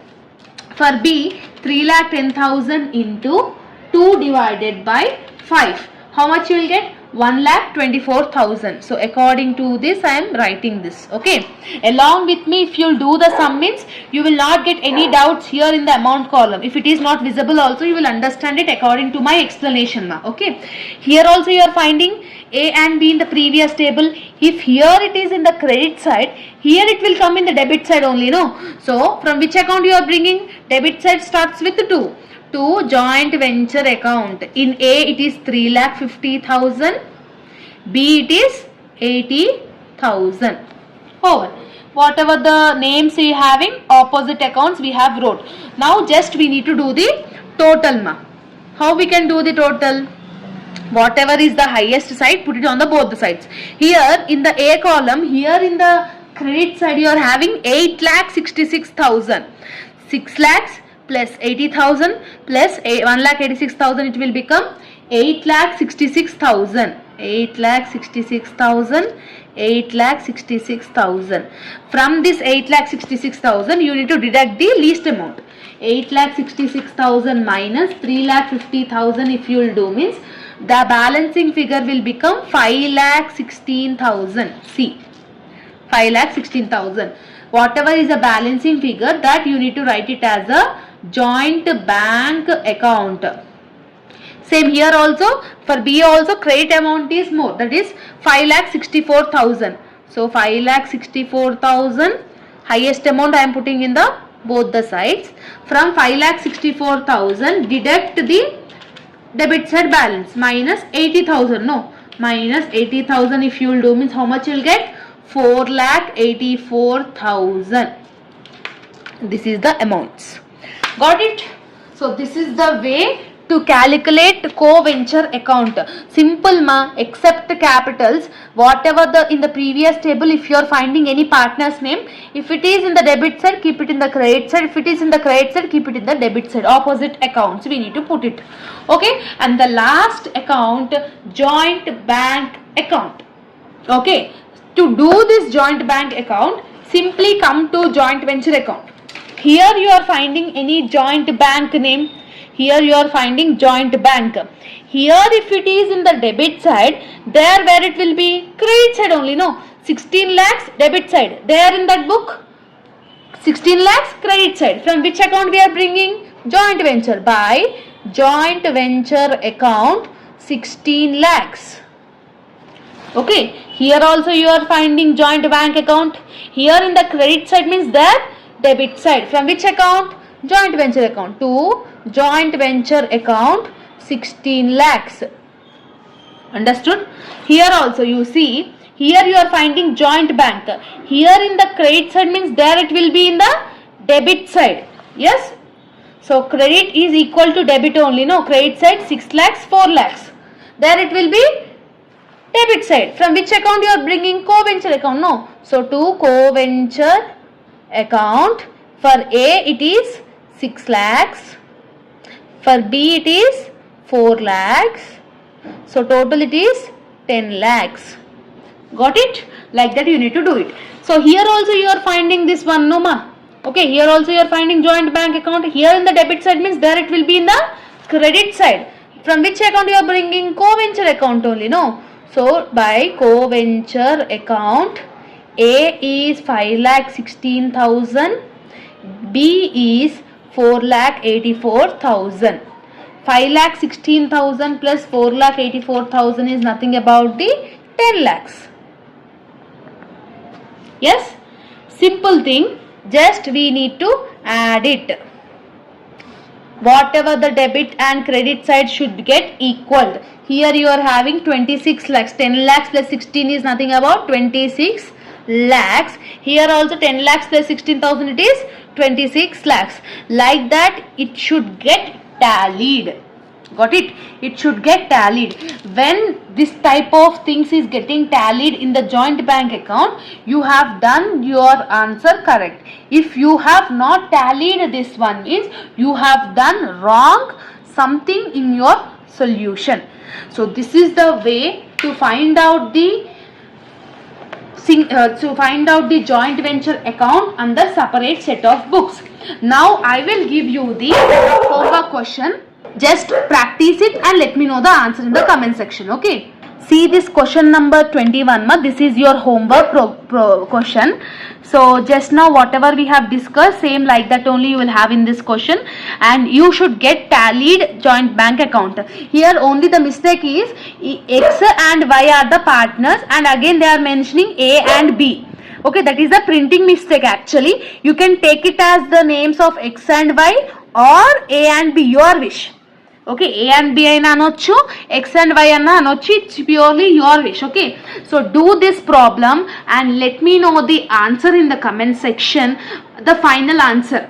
Okay, whether joint bank account is tallying or not. Okay, if it is tallying, what is the final answer? After doing this explanation, after practicing the previous question, just make sure you practice this and you do this as your homework and let me know the answer in the comment section. Okay, I hope that you have got clarity. So if you are having any further doubts related to this video, let me know in the comment section. All the very best for your examination and preparation. See you all in next video. Bye bye students. Hello all, welcome back to our channel. So students, in this video we will discuss the another topic method in joint venture account in F.A-2. In financial accounting 2, previously I have uploaded the separate set of books method. In this video, in that method only, the another related different kind of question we are discussing in this video. So whatever the type of question it might be related to this method, you can able to attempt it by watching this video. Okay, so total full topic explanation we will discuss in this video. See, A and B were partners in joint venture account, sharing the profit and losses in the proportionate of 3:2. That is nothing about 3/5, 2/5. A and B are the partners in joint venture. So A purchase and supply goods of the value 10,000 and A expenses 1,000. B supplies 6,000. B expenses 1,000. B sells goods 25,000 rupees. B will get a commission of 2% on sales. Prepare the account. This type of question is related to like consignment only.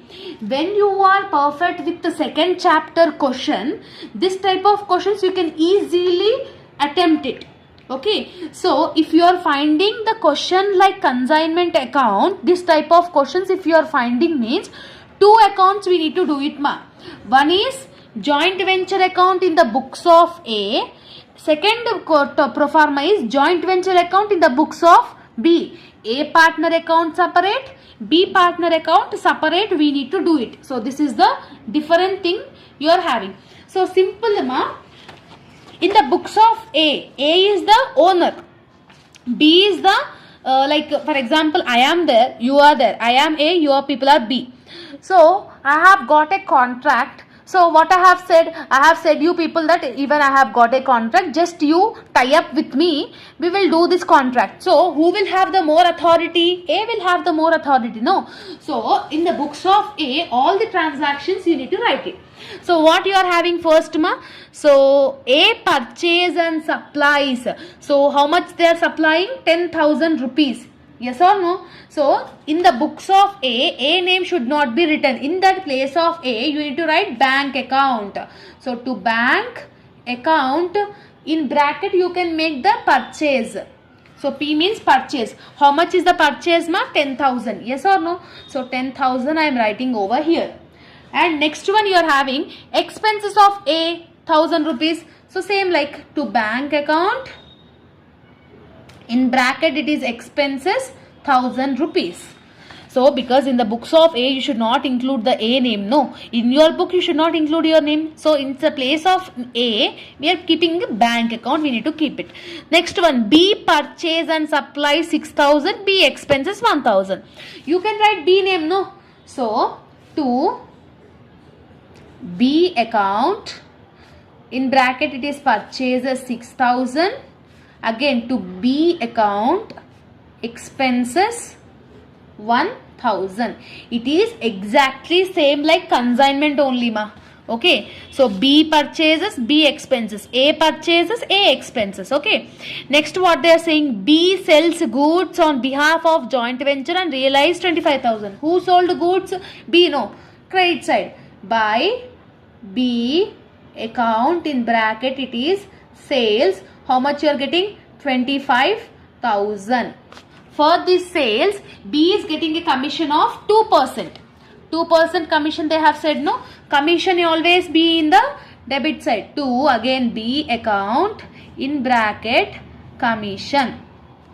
So 25,000 into 2%. What will be the amount? How much he got sales? 25,000 into 2% if you will do means 500 you will get it ma. So 500 is receiving as a commission to B. Okay, so everything is over in the question. Just we need to total. Whatever is the highest side, just we need to put it on the both the sides. I think credit side only is highest because here we are having 25,000. Here we are having less than 25 only. So 25,000 is the highest. I am keeping it in the both the sides. From this 25,000 you need to deduct all this. 25,000 minus 10,000 minus 1,000 minus 6,000 minus 1,000 minus 500. What is the profit you are getting ma? 6,500. So 6,500 is the profit you are getting. If debit side is showing less, the amount whatever we are bringing here is called profit only, no? So this profit should be shared to the partners according to their ratio. Ratio they have given 3:2, 3/5, 2/5. Now in the books of B, only B's related data only we need to enter it ma. See in the above table, here you are finding B, no? If here it is in the credit side, there it will be in the debit side. From which account you are bringing? Joint venture account only, no? So to joint venture account, in bracket you can write it sales 25,000. Got it? Next one, you are having here also B name, you are having B purchases, B expenses, B commission. Yes or no? That if it is in the debit side here in the previous table, here it will be in the opposite side, credit side. From which account you are bringing? Joint venture account. So by joint venture account, first one is purchases, no? So 6,000 is purchases. Again by joint venture account, expenses is 1,000. Again by joint venture account, here I am writing shortcut, you need to write joint venture only, commission 500. And profit is also there. Profit should be like calculated to the both the persons according to their ratio. 6,500 into what is the B's ratio? 2/5, no? Into 2 divided by, if you will do means 2,600 is the profit of B. So by from that profit also we are bringing from joint venture only, no ma? So by joint venture account, in bracket I am writing profit. How much profit is getting? 2,600. Just make sure finalize and carry down just balancing figure. Here only you will have more 25,000. Highest amount both the sides. 25,000, 25,000. From 25,000 if you deduct means you will get the amount of carry down. 25,000 minus 6,000 minus 1,000 minus 500 minus 2,600. So the carry down balance is, by balance carry down is 14,900 is the carry down balance. This is how you need to do it in your final examination. If you are finding the question like this, like consignment account question, this is the way to find out your answer. It is same like consignment account only, just here the table names is changed, like values is changed. I hope that you have got clarity. If you are having any further doubts, let me know in the comment section. All the very best for your examination. Now I will give you the homework problem. Just make sure you practice this and let me know the answers in the comment section. Just take a screenshot of this 22nd question. This is your homework question, like similar to this question only. if you have practiced this question means it will be better you to understand the concept very well. Okay, so this is all about the video. I hope that you have got clarity, and all the very best for your examination and preparation. See you all in next video. Bye bye students. Hello all, welcome back to our channel. So students, in this video we are discussing the another topic, that is topic number 2 in joint venture accounts. Previously we have completed the topic number 1 related questions explanation video. So in this video we will discuss the memorandum method of joint venture account in F.A-2. So in this problematic based questions, rarely they will ask in the question paper. So better you prepare topic number 1 and after that go with the theory. Then give least preference to this memorandum method. Okay, so this is about the clarification I want to give you all before the starting. So see here, this type of questions is considered as a memorandum joint venture account question ma. Surya bought goods of the value 45,000. So Surya bought the 45,000 value of goods and sent them to Chandra. Okay, he was bringing and sending to Chandra. It was decided that profits would be divided equally. Whatever the profit and losses will be there, it is shared equally. Means half of. On the same day, Surya paid 2,700 as expenses and Bill paid 18,000. 18,000 is the bill actually. In that 17,640 only they have paid. So simple ma, 18,000 is the bill actually, 17,640 they have paid. So what is the discount? 360 rupees is the discount. Make sure you write it in the rough book again. So on the receipt of the books, Chandra paid. Chandra expenses 900 and insurance 1200, total 2,100. Surya received total goods realized 76,500. That is nothing about the sales. So this type of questions is considered as a memorandum method. In this type of memorandum method, we need to prepare 3 accounts. How many accounts? 3 accounts we need to prepare it ma. The first account is memorandum joint venture account. So I will show the question ma. Just pause the screen and take a screenshot, because again and again I will not include this question book because it will look like clumsy. Okay, just take a screenshot. I hope that you have taken a screenshot. Now let's get into the problem solving. So the first account you need to do it is memorandum joint venture account. Yes, in the question you can easily find out that goods purchased. When they are saying goods purchased, you need to write it in the debit side only. So to bank account, you need to write it as a bank account GP, that is nothing about goods purchased. So what is the value of goods purchased ma? 45,000. Yes, means goods is purchased by Surya. No, you should not include Surya name here. Instead of Surya you need to write bank. So Surya had got expenses also, no? So Surya expense also to bank account expenses. What is the expenses paid by Surya? 2,700.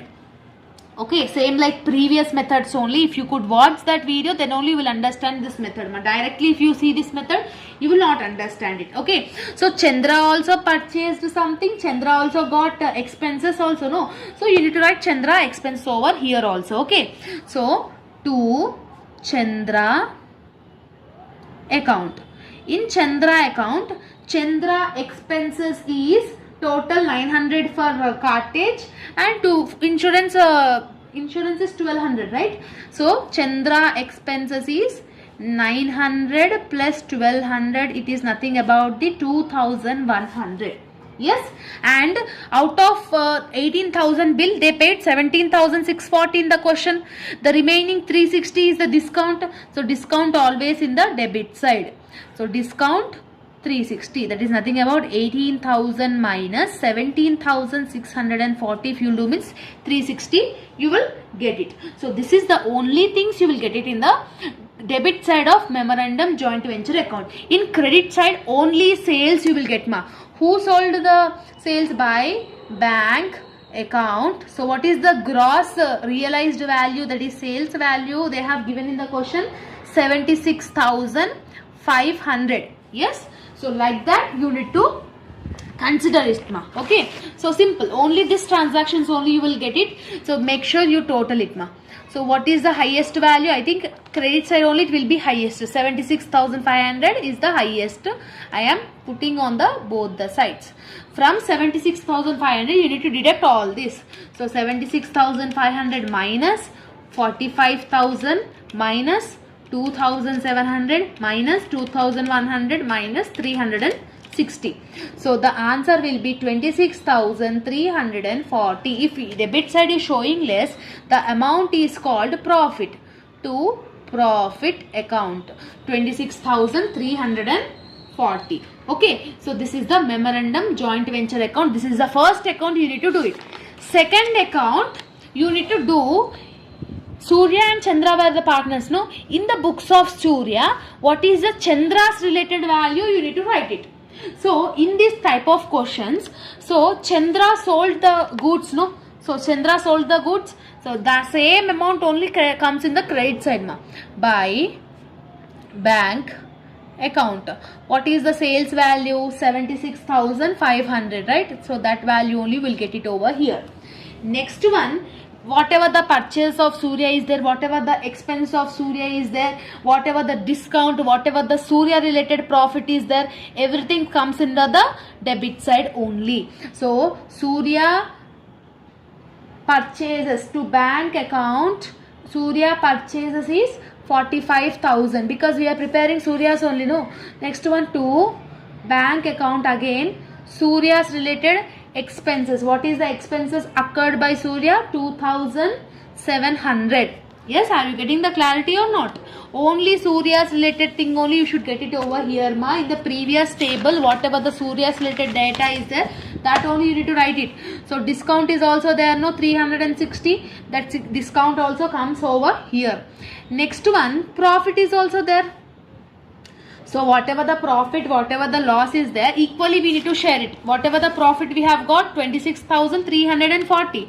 26,340 divided by 2. That is 13,170. So Surya will get 13,170. Yes, are you getting? So see, in the previous related, only bank, discount, bank. This data is related to Surya only, no? If debit, whatever the data is there, that only we are putting in the Surya's account. That's it. Just total 76,500 is the highest value. So 76,500, 76,500. From this value you need to deduct these values. You will get the carried on balance. 76,500 minus 45,000 minus 2,700 minus 360 minus 13,170. So you will get the 15,270 is the balance carried down. How much balance carried down we are bringing? 15,270. This is the way to calculate the second account. Same like that, in the books of Chandra, Surya account, you need to do it. Only Chandra's related transactions only you will get it. Again I am saying only Chandra's related transactions. Okay. See here, in the first table, here you are finding Chandra. Yes, 2,100. Chandra's profit is also there. Whatever the goods purchased is there, it is common for Surya and Chandra. Because Surya is purchasing and sent them to Chandra, no? All in the debit side. If here it is in the debit side, there it will be in the credit side. From which account we are bringing? Joint venture, no? So, by joint venture account, first one is purchases 45,000. Why I am writing this 45,000 in Chandra account means Surya bought goods and sent them to Chandra. They only mentioned in the question. Yes or no? Have you forgot or not? See, Surya bought goods and sent them to Chandra. So Chandra is also involved. So that's why we are adding that amount here. Okay. So Chandra's related expenses also we need to write it. So joint venture account, Chandra's expenses is 2,100. By joint venture account, Chandra's related profit is 13,170. Yes or no? Only this three transaction is related to the Chandra. Remaining nothing is there. Simply what we need to do, ma? We need to balance it. So credit side only values is there. Just add it. Debit side nothing is there. So 45,000 plus 2,100 plus 13,170. It will become 60,270. So highest amount both the sides. So here nothing is there. What is the carried on balance, ma? Same 60,270. This is called to bank account. So you need to balancing figure. Whatever the carried on value is there, that is you need to write it as a bank account. So this is the way to attempt memorandum method values questions. I hope that you have got clarity. Memorandum method is 3 accounts we need to do it. Memorandum joint venture account, Surya account, Chandra account. Okay. Now I will give you the homework problem. Just practice this question. Okay. And let me know your answer in the comment section. Okay. See here, A and B were the partners. Okay. So they agreed to share the profit and losses equally. That is half. So A purchased goods 2,40,000, 10,000 expenses, and sending the goods to B. Same like previous one. So B's expenses, that is nothing about like Chandra's expenses. Yes. A draw a bill of exchange 2 lakhs for 2 months. So everything is there. Bill is discounted 2 lakhs. So simple. 2 lakhs they have given. 18% is the discount. Simple, what we need to do? 2 lakhs into 18% if you will do means 36,000. So 36,000 is the discount. In the previous question just now we have done 360. No, in the place of 360 now here it is 36,000. Remaining everything is same. Okay, so this is the answers also. Just pause the screen and take a screenshot so that you will get the clarity, and let me know the answer. Let me know the answer in the comment section. And if you are having any further doubts, let me know in the comment section. Joint venture related all the problematic videos are there, and if you want to go with the theory means you can learn theory questions also from this joint venture account. Okay, and I hope that you have got clarity, and let me know in the comment section how you felt about the explanation, whether it is understanding or not. Just kindly comment it, and see you all in next video. Bye bye students. Hello students, welcome back to our channel. So students, in this video we will discuss the complete unit 4 explanation of the subject financial accounting 2 in FA2 today. In this video we are discussing unit 4, that is accounts from incomplete records. In this chapter you are having 2 topics ma. One is about the single entry system topic, second one is about the conversion method. Okay, so single entry system method, conversion method. So total 2 topics you are having in this unit 4. Any one topic is enough for your final examination so that you can score 16 marks weightage. Okay, why? Because 12 marks long plus 4 marks short. Any one topic. Okay, topic 1 single entry system, topic 2 conversion method is there. Out of 2, any one topic if you are preparing means it will be more than enough. Okay, according to my suggestion, students who are preparing single entry system is enough to score 16 marks weightage. Why? Because why I am not saying this conversion method means sometimes in the place of conversion method they will give theory question. But here in the single entry system compulsory there will be a problematic question. There is not at all having any doubt in that. So that's why I am saying out of topic 1 and 2, single entry system alone is enough from this unit number 4 to score 16 marks weightage. Okay. So now today's in this video we will discuss the single entry system full topic. Okay. So in single entry system only one proforma is there, that is ascertainment of profit and loss account. This proforma is fixed.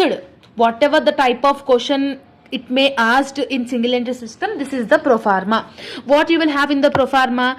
Capital at end means closing capital. From that you need to add the drawings.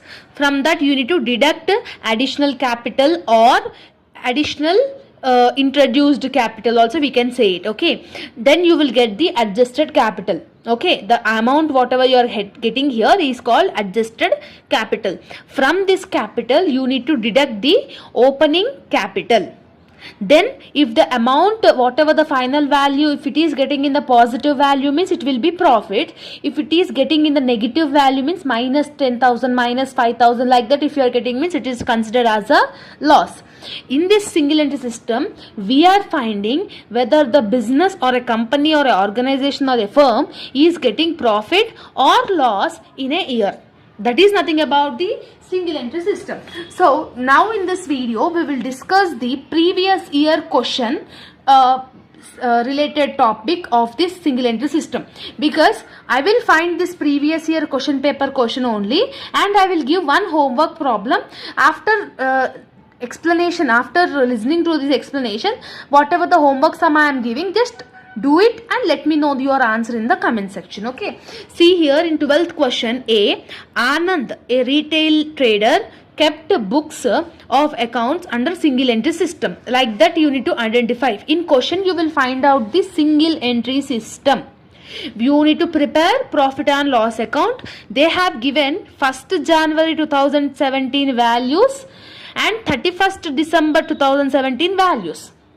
Assets and liabilities were given, opening assets and liabilities, closing assets and liabilities. After this table, below the information, the drawings during the year amount 2,600. During the year drawings 2,600 they have given. Depreciation on furniture, write off 300 from machinery, debtors include 500 as bad debts, make a provision for bad full debts on debtors. So everything was given in this question, just we need to find out the solution. Okay, so according to the pro forma, what you need to have in the pro forma, capitals. Yes, capital at end, capital at beginning we want actually, but here in the question they didn't mention any capitals. Yes, assets and liabilities they have mentioned, but capital they didn't mention. So in that circumstances, when they are giving opening date and closing date, we need to do balance sheet. Opening balance sheet, closing balance sheet, we need to do it, and we need to find out the capitals. Okay, in the question, if capitals were not given means we need to find out the opening capital, we need to find out the closing capital. This is the format now. So before doing this profit and loss account, we need to do the balance sheet.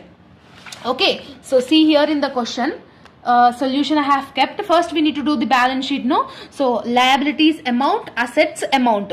The table name should be statement of affairs. Now we are concentrating on opening balance sheet. What is the opening date, ma? 1st January 2017. So here I am writing 1st January 2017.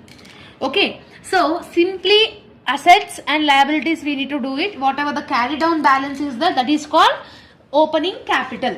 See, okay, before that I hope that you people will find out what is asset and liabilities. So stock is a asset. Yes, creditors is a liability, debtors is a asset, cash is a asset, bank overdraft is a liability.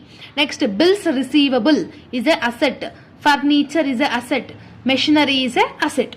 Okay, opening date amounts related to the opening assets and opening liabilities. So stock, here we need to write it in the asset side. Yes, so when we are doing balance sheet, to buy you should not mention direct name, you need to write it stock 16,700. Next, creditors you are having, creditors will come here in the liability side, no? So 15,400. Next you are having debtors. So debtors is a asset.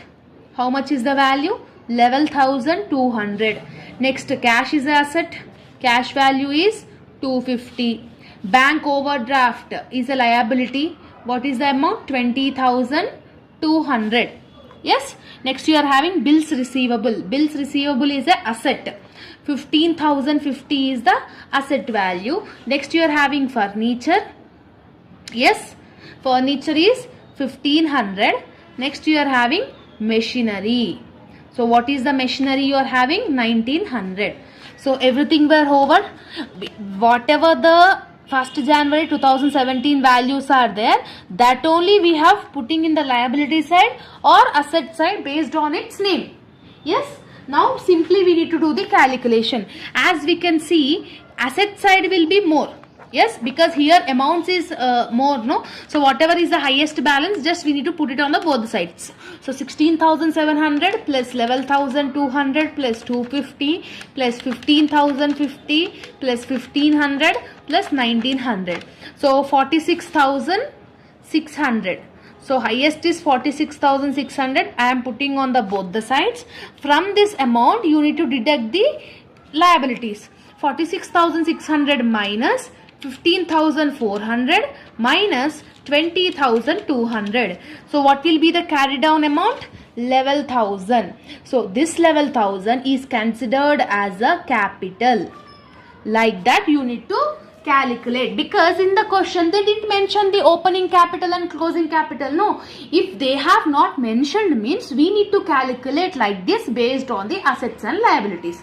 Same in this way we need to do the closing balance sheet also. What is the closing date? 31st December 2017. Yes, so 31st December 2017, except whatever the values we are having, like that only we need to write it. So stock you are having 18,500. See here, stock you are having 18,500. Creditors 14,000. Creditors 14,000. So debtors also you are having, debtors 10,500. Next you are having cash 1,200. Bank overdraft is a liability. So bank overdraft will become liability. So what is the amount, ma? 19,400. Next you are having bills receivable. Bills receivable is 14,200. Next you are having furniture. Furniture 1,500. Machinery 1,900. Okay. Now simply what we need to do, just we need to add it. So here also we can see that asset side will be more. So just I am adding 18,500 plus 10,500 plus 1,200 plus 14,200 plus 1,500 plus 1,900. So what will be the total amount you are having after getting the addition? 47,800. I am putting on the both the sides. So 47,800, 47,800. From this we need to do the minus of this. Minus 14,000 minus 19,400. So what is the amount? 14,400 will be your balance, that is called capital. So we have calculated opening capital, we have calculated closing capital also. So this is the way to calculate everything. Okay. If in the question again I am saying closing capital, opening capital, if they have not given, this is the way you need to calculate it. After getting these values, directly we can get into the pro forma. Okay, so ascertainment of profit and loss account. In ascertainment of profit and loss account, what is the pro forma? First you are having capital at end, no? So just I am putting that value. So according to the pro forma only you need to write all the thing. Capital at end. Just now we have calculated opening capital and closing capital. No, what is the closing capital? 14,400. That amount we need to bring it over here. So here in the capital 14,400. From this, according to the pro forma, what we need to do? We need to add the drawings. Yes, plus drawings. In the question they will give the drawings. Drawings or drew, DREW is one and the same. The drawings during the year amount 2,600. Per year amount they have given, not monthly. If they are giving monthly means just we need to multiply with 12. But here in the question direct in a year they have given the direct amount, no, 2,600. So just I am adding 2,600. When you add 14,400 plus 2,600 you will get 17,000. So here I am writing. Okay. Yes. So after getting this we need to do additional capital. If in the question additional capital introduced during the year, extra capital introduced during the year, this type of thing if you are finding in your question means we need to simply minus it. But here in the question we are not finding that type of things.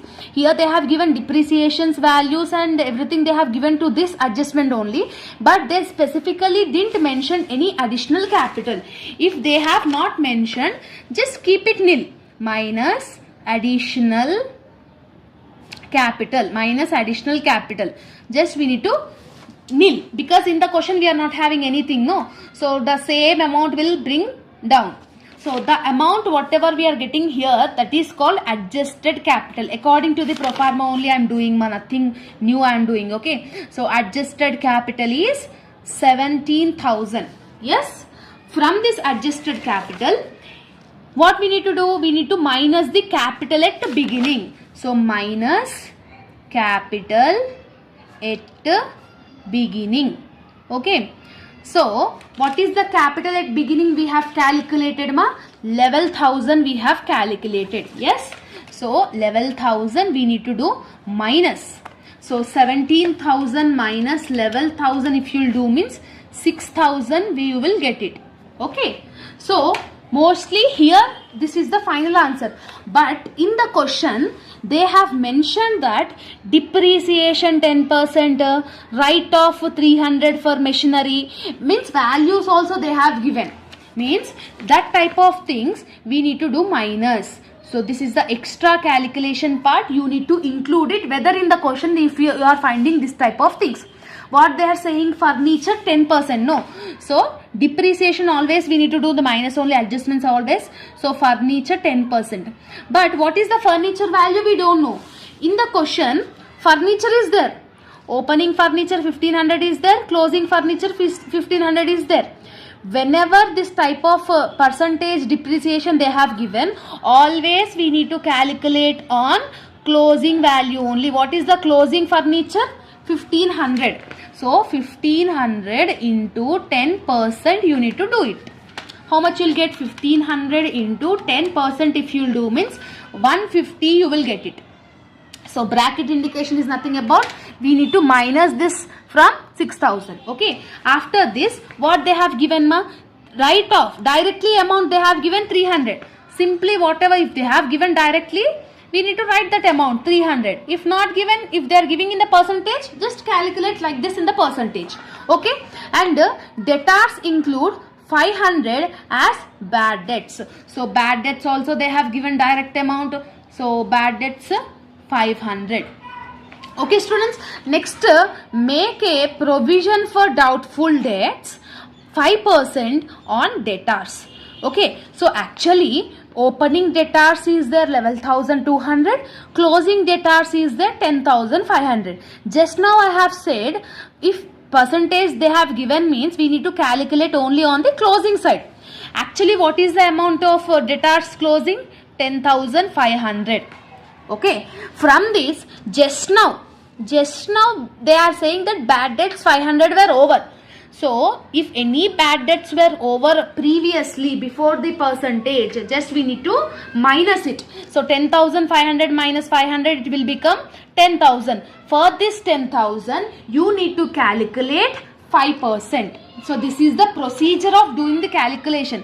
In FA1 you have already, in semester 1 you have learned already about this debtor calculation. So provision for bad debts is, normally here I am writing 10,500 minus 500, if you will do means you will get 10,000. For this 10,000 you need to do 5%.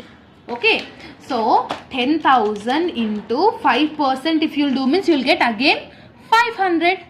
Simple. Now everything is over, ma. So from this 6,000 you need to deduct all these amounts. Okay, so 6,000 minus 150 minus 300 minus 500 minus again 500.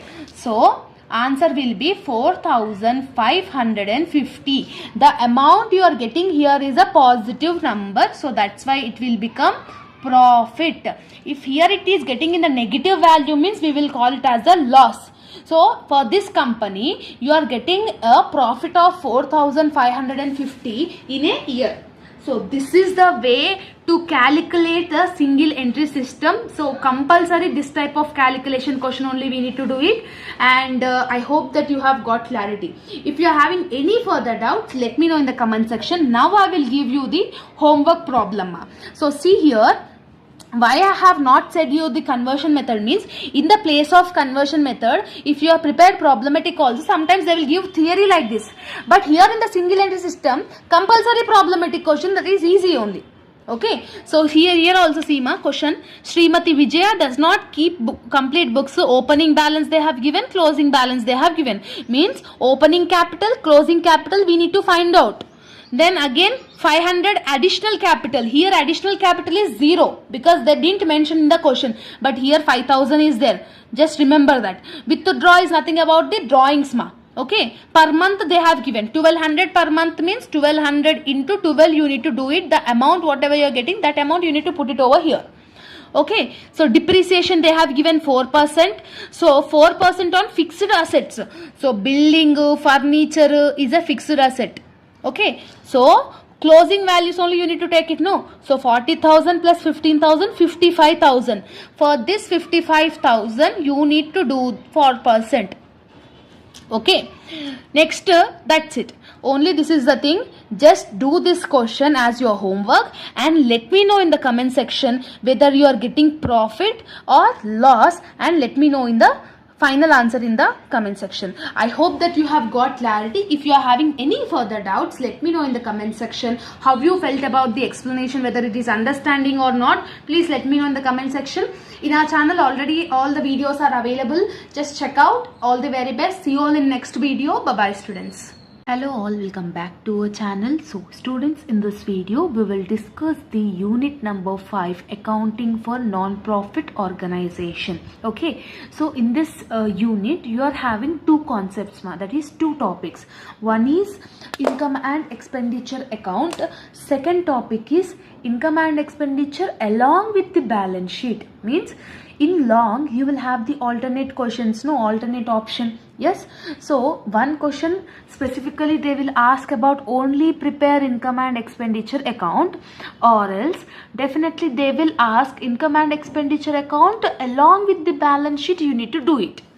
So this is the thing you are having in this unit number 5. Okay, so today in this video we will discuss topic number 1, that is how you need to do income and expenditure account. When you understand this income and expenditure account, then this topic also, half of the topic will be over, only balance sheet we need to understand it. Okay, so income and expenditure account is important to understand, definitely based on this problematic topic. Definitely either it may asking this or this, compulsory you need to ask, you need to solve the income and expenditure, no? So that is the thing. Now we will see the example question so that you will understand it. Okay, so see here 23rd question. From the following receipts and payments, they will give receipts and payments, we need to do income and expenditure account. So receipts is nothing about the income, payments is nothing about the expenses. There are few things in this chapter. When you are doing income and expenditure account,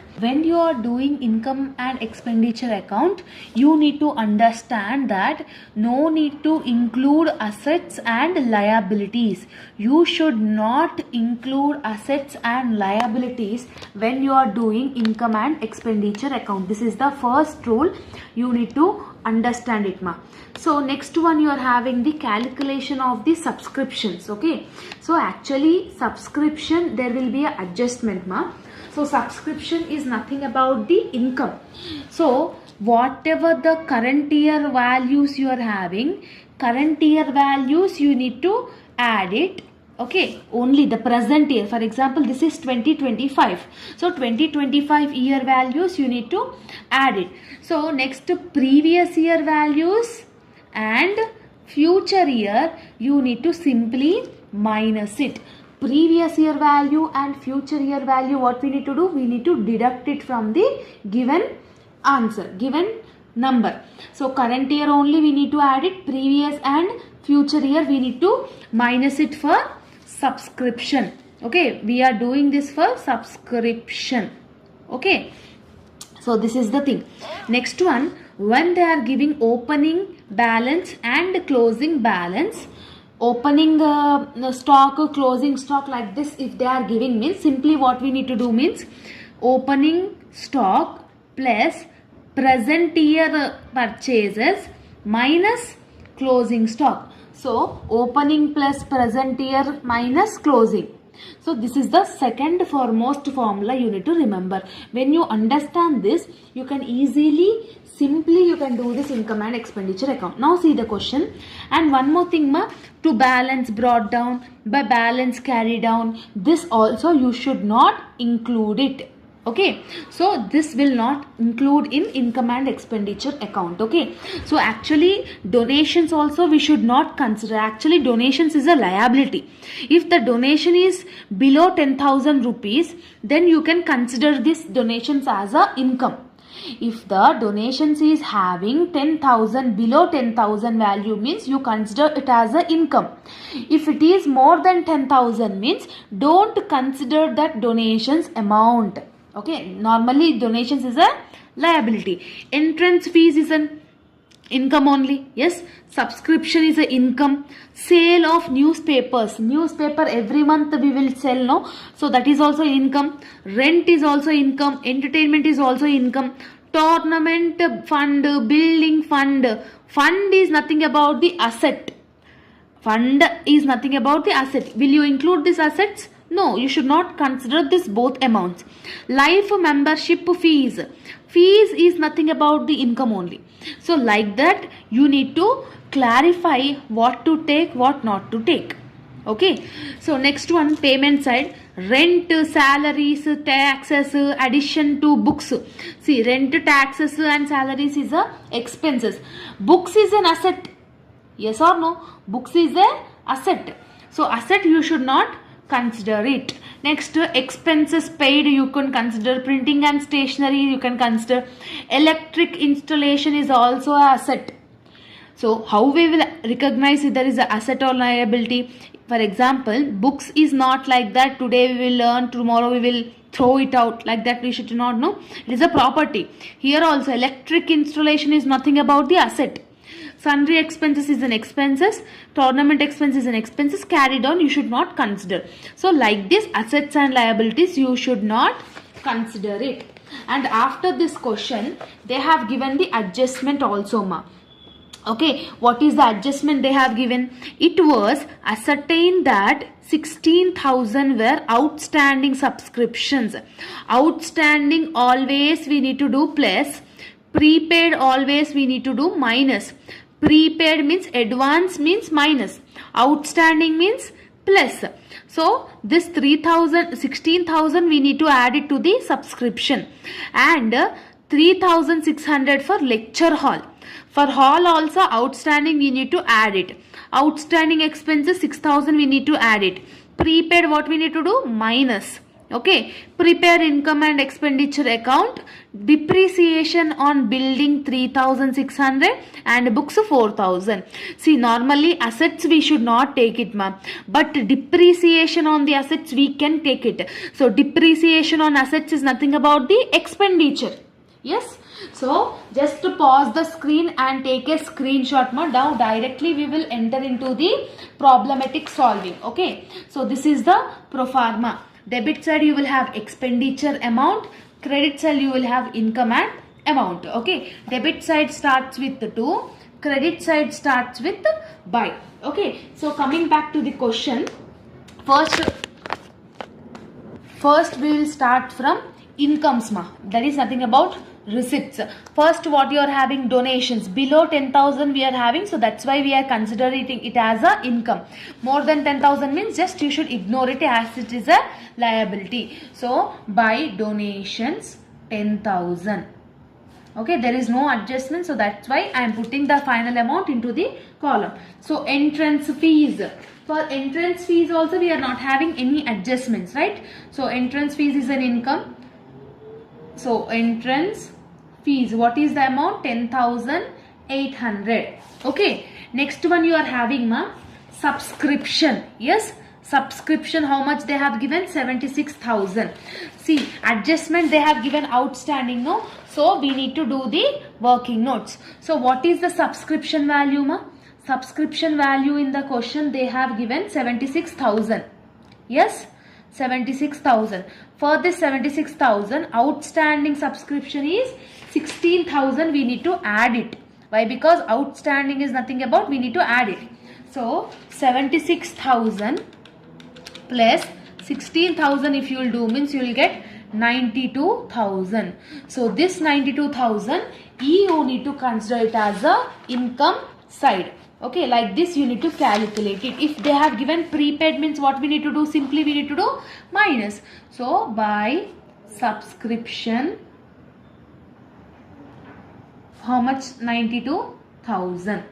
Next they have given sale of newspapers. Yes, there is no adjustment, so directly we are keeping the paper amount. Sale of newspaper is 5,280 they have given in the question. The direct amount I am writing here. Next you are having entertainment. For this entertainment also there is no adjustment, no? So that's why I am putting the direct amount here, 24,000. Next you are having rent for hall. Here you are having adjustment, ma. What they have given in the adjustment? Outstanding rent they have given, no? So actually rent for hall, what is the amount they have given in the question? 8,320. For this 8,320 outstanding rent, what we need to do? We need to add it, that is 3,600. Yes, so 8,320 plus 3,600 is 11,920 is your answer. So this final answer only you need to put it in the income side. So rent for hall, by rent for hall is 11,920. Okay, so now income side everything we have considered, ma. Everything were over. Now come back to the expenses side. Expenses means debit side we need to write it. So in the expenses side, first what you are having? Rent you are having. So there is no adjustment, so directly we are putting 9,200. Next you are having salaries. For salaries also there is no adjustment. If outstanding given means add it, prepaid means minus it. So right now there is nothing is there, so direct amount I am putting in the column. Next you are having sundry expenses. So sundry expense also there is nothing adjustment, so 37,600 they have given. Next you are having printing and stationery. Here also no adjustment were given, 5,200. Are you understanding or not? So just like this you need to write it now. Okay, so next you are having taxes and insurance. So for these taxes you are having adjustment, yes or no? What they have given in the adjustment? Prepaid insurance they have given, yes or no? So normally what is the taxes amount, ma? So taxes and insurance is 9,600. So for this 9,600, if they are giving prepaid means what we need to do? Prepaid means we need to do minus 1,200 prepaid they have given in the adjustment side. So 9,600 minus 1,200 you need to do it, that you will get 8,400. This 8,400 only you need to write it in the column. Yes, so 8,400. Are you understanding? Next one you are having outstanding expenses. For this outstanding expenses also you are having the adjustment. Again they are also given outstanding. So normally outstanding expenses amount in the question is 21,200. In the adjustment outstanding expenses again they have given 6,000. Yes, so you just go back and see the question paper now. You can easily find out. So 27,200. So 21,200, 26, 27,200. So this final amount only you need to put it here in the 27,200 in the amount column. Got it? So like that you need to do it. Next and the last one you are having depreciation. They have given no depreciations on, they have given depreciation on building. So how much is the amount they have given it directly? 3,600. Again they have given depreciation on books also. So to depreciation on books. How much is the amount they have given? 4,000. Like that you need to enter all the data whatever they have given in the question. After doing this, just make sure in the end of the table make 2 lines, and whatever is the highest balance just put it on the both the sides. Now you check debit side is more, credit side is more. Debit side is more, credit side is more. So normally credit side is more ma. So if you could add everything, see 10,800 plus 10,000 plus 92,000 plus 5,280 plus 24,000 plus 11,920. So the answer is 1,54,000 here in the credit side. But here how much you are having? I think 1,54,000 is only highest. So 1,54,000, 1,54,000. Now here also debit side also I am doing 9,200 plus 10,000 plus 37,600 plus 5,200 plus 8,400 plus 27,200 plus 3,600 plus 4,000. If you add it here only 1,05,200. So 1,54,000 is the highest. This is the lowest. Simply highest amount both the sides. From highest amount you need to deduct all this. Means 1,54,000 minus 1,05,200. Okay. If you minus means you will get 48,800. Okay. So this 48,800 is called to surplus. If expenditure side, if you are getting the least amount means here you will get surplus, or else if income side here you are getting loss means here debit side is more, credit side is less means that amount is called deficit. Okay, credit side deficit ma, debit side surplus. Okay, so this is the names, surplus, deficit. Any one only you will get it in the question. Either you may get it surplus or deficit. So this is the 12 marks question for your final examination of income and expenditure account. Okay, so I hope that you have got clarity. There is a basic this is the basic questions ma, easily you can easily do it, because there is nothing much difficulty here. Only subscriptions, that calculation part you need to understand. Normally we can easily identify what is the expense and what is the incomes. You should not consider any assets and liabilities. Yes, so this is the thing. Now I'll give you the homework problem. Just to make sure you learn this, you practice this homework problem. Okay, so this is the question. Just make sure you screenshot this question and let me know in the comment section about your income and expenditure answer. Either you are getting surplus or deficit. So here in this question what you are getting means I can say that it is surplus amount ma. You will get surplus. That amount is 60,120. So this is the surplus amount, you need to get it. Everything is just now whatever we have discussed, that is only is considered ma. Now here in this question donations you should not take it. Here donations you should not take it. Why? Because it is 1 lakh. What I have said, if donation is a small amount, then only you need to consider it. Okay, so this is your homework question ma. And another question also I will give it, that is also please do that. Okay, so this is 13th question, like 2024 question paper question this is. So they have given the question and they have asked you to prepare only income and expenditure account. Okay, so cash in hand you will not take it. Balance of cash you should not take it. Okay, next equipment purchase, whatever they have given, medicines they have given, opening stock, normally current year medicines, opening plus purchases minus closing. Just now we have discussed in the introduction part, no, opening plus purchases minus closing, current year, future year and previous year we need to minus it in the subscriptions. Yes, so this is how you need to do this question also ma. Just take a screenshot and don't forget to let me know your answer in the comment section. I will pin the comment the person who said correct answer. Okay, so these 2 questions is your homeworks. So if you practice these 2 questions, then one topic is completed. So after watching this video, just watch topic number 2 also. Next upcoming videos we will discuss the income and expenditure account along with the balance sheet. Okay, so all the very best for your examinations and preparations. See you all in next video. Bye bye students. Hello all, welcome back to our channel. So students, in this video we will discuss the another topic related question in unit number 5, that is accounting for non-profit organization. Topic 2 means the question which comes income and expenditure along with balance sheet. Okay, so previously we have already done the videos regarding this. So this is the last video of explanation of this particular questions related topic ma. So let's get into the video.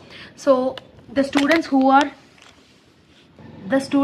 watching this video for the first time, before watching this video you compulsory watch the income and expenditure previous year videos also, because there when you understand the explanation videos only, here you will understand what I am saying. Okay, so now let's get into the video ma. Now I will show the screen. On the screen I will show the question.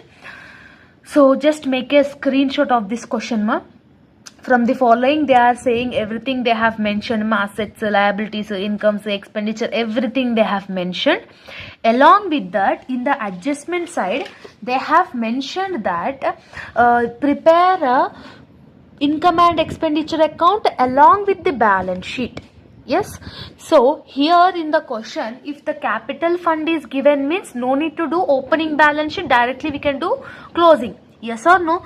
So exactly like that only, we need to understand what is the income and expenditure account. Buildings is an asset, furniture is an asset, books is an asset, investment is an asset. Yes, we should not consider this in the income and expenditure. Salaries we should consider as expenses, stationery is an expenses, general expenses is an expenses. Yes, admission fees is an income, other fees is an income, creditors is a liability which is not included, rent for hall. Okay, rent for hall is a income, miscellaneous receipt is an income, government grants is also a income. Fund will not come in income and expenditure, yes or no? So assets, liabilities will not come here. Next, annual sports expenses, they are only saying it as a expenses. We should consider cash in hand, cash at bank. You should not consider in income and expenditure account. Now donations received, donations is a liability, yes or no? Sales of old furniture, when you are doing old furniture sale, either you may get profit or loss. Yes, so now see in the adjustment part ma, fees receivable they are saying. What they are saying? Fees receivable 10,000, salary payable 12,000, depreciations also they have mentioned. Okay, so whatever the fees receivable means, whatever the fees we are having. Okay, so whatever the fees we are having, we need to add it this 10,000 to that. Whatever the salary payable is there.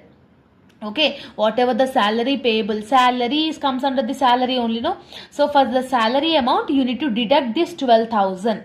Okay, payable, sorry, you need to add this 12,000 to salary, you need to add this 12,000 to the other fees received. Receivable is nothing about received only, no?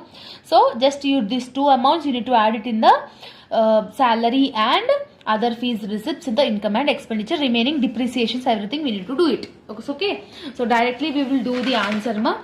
So I hope that you have taken a screenshot of the question. Now in the income side, especially in the income side, first what you are having? First you are having admission fees. So by admission fees, what is the admission fees amount ma? 5,000. There is not at all having any adjustment, so that's why I am putting the same amount. Okay, next one you are having by other fees. So next you are having in the question other fees. No, how much is the amount actually? 2 lakhs. Okay, here in the adjustment part we need to add it fees receivable, no, 10,000. Yes, so it will become 2,10,000. Got it? So adjustment law they have given no fees receivable, so other fees receivable you need to add this one. Okay ma. Next you are having rent for hall. Okay, So rent for hall, by rent I am writing, not at all having any adjustment, so directly I am putting the amount in the amount column 4000. Next you are having miscellaneous receipts.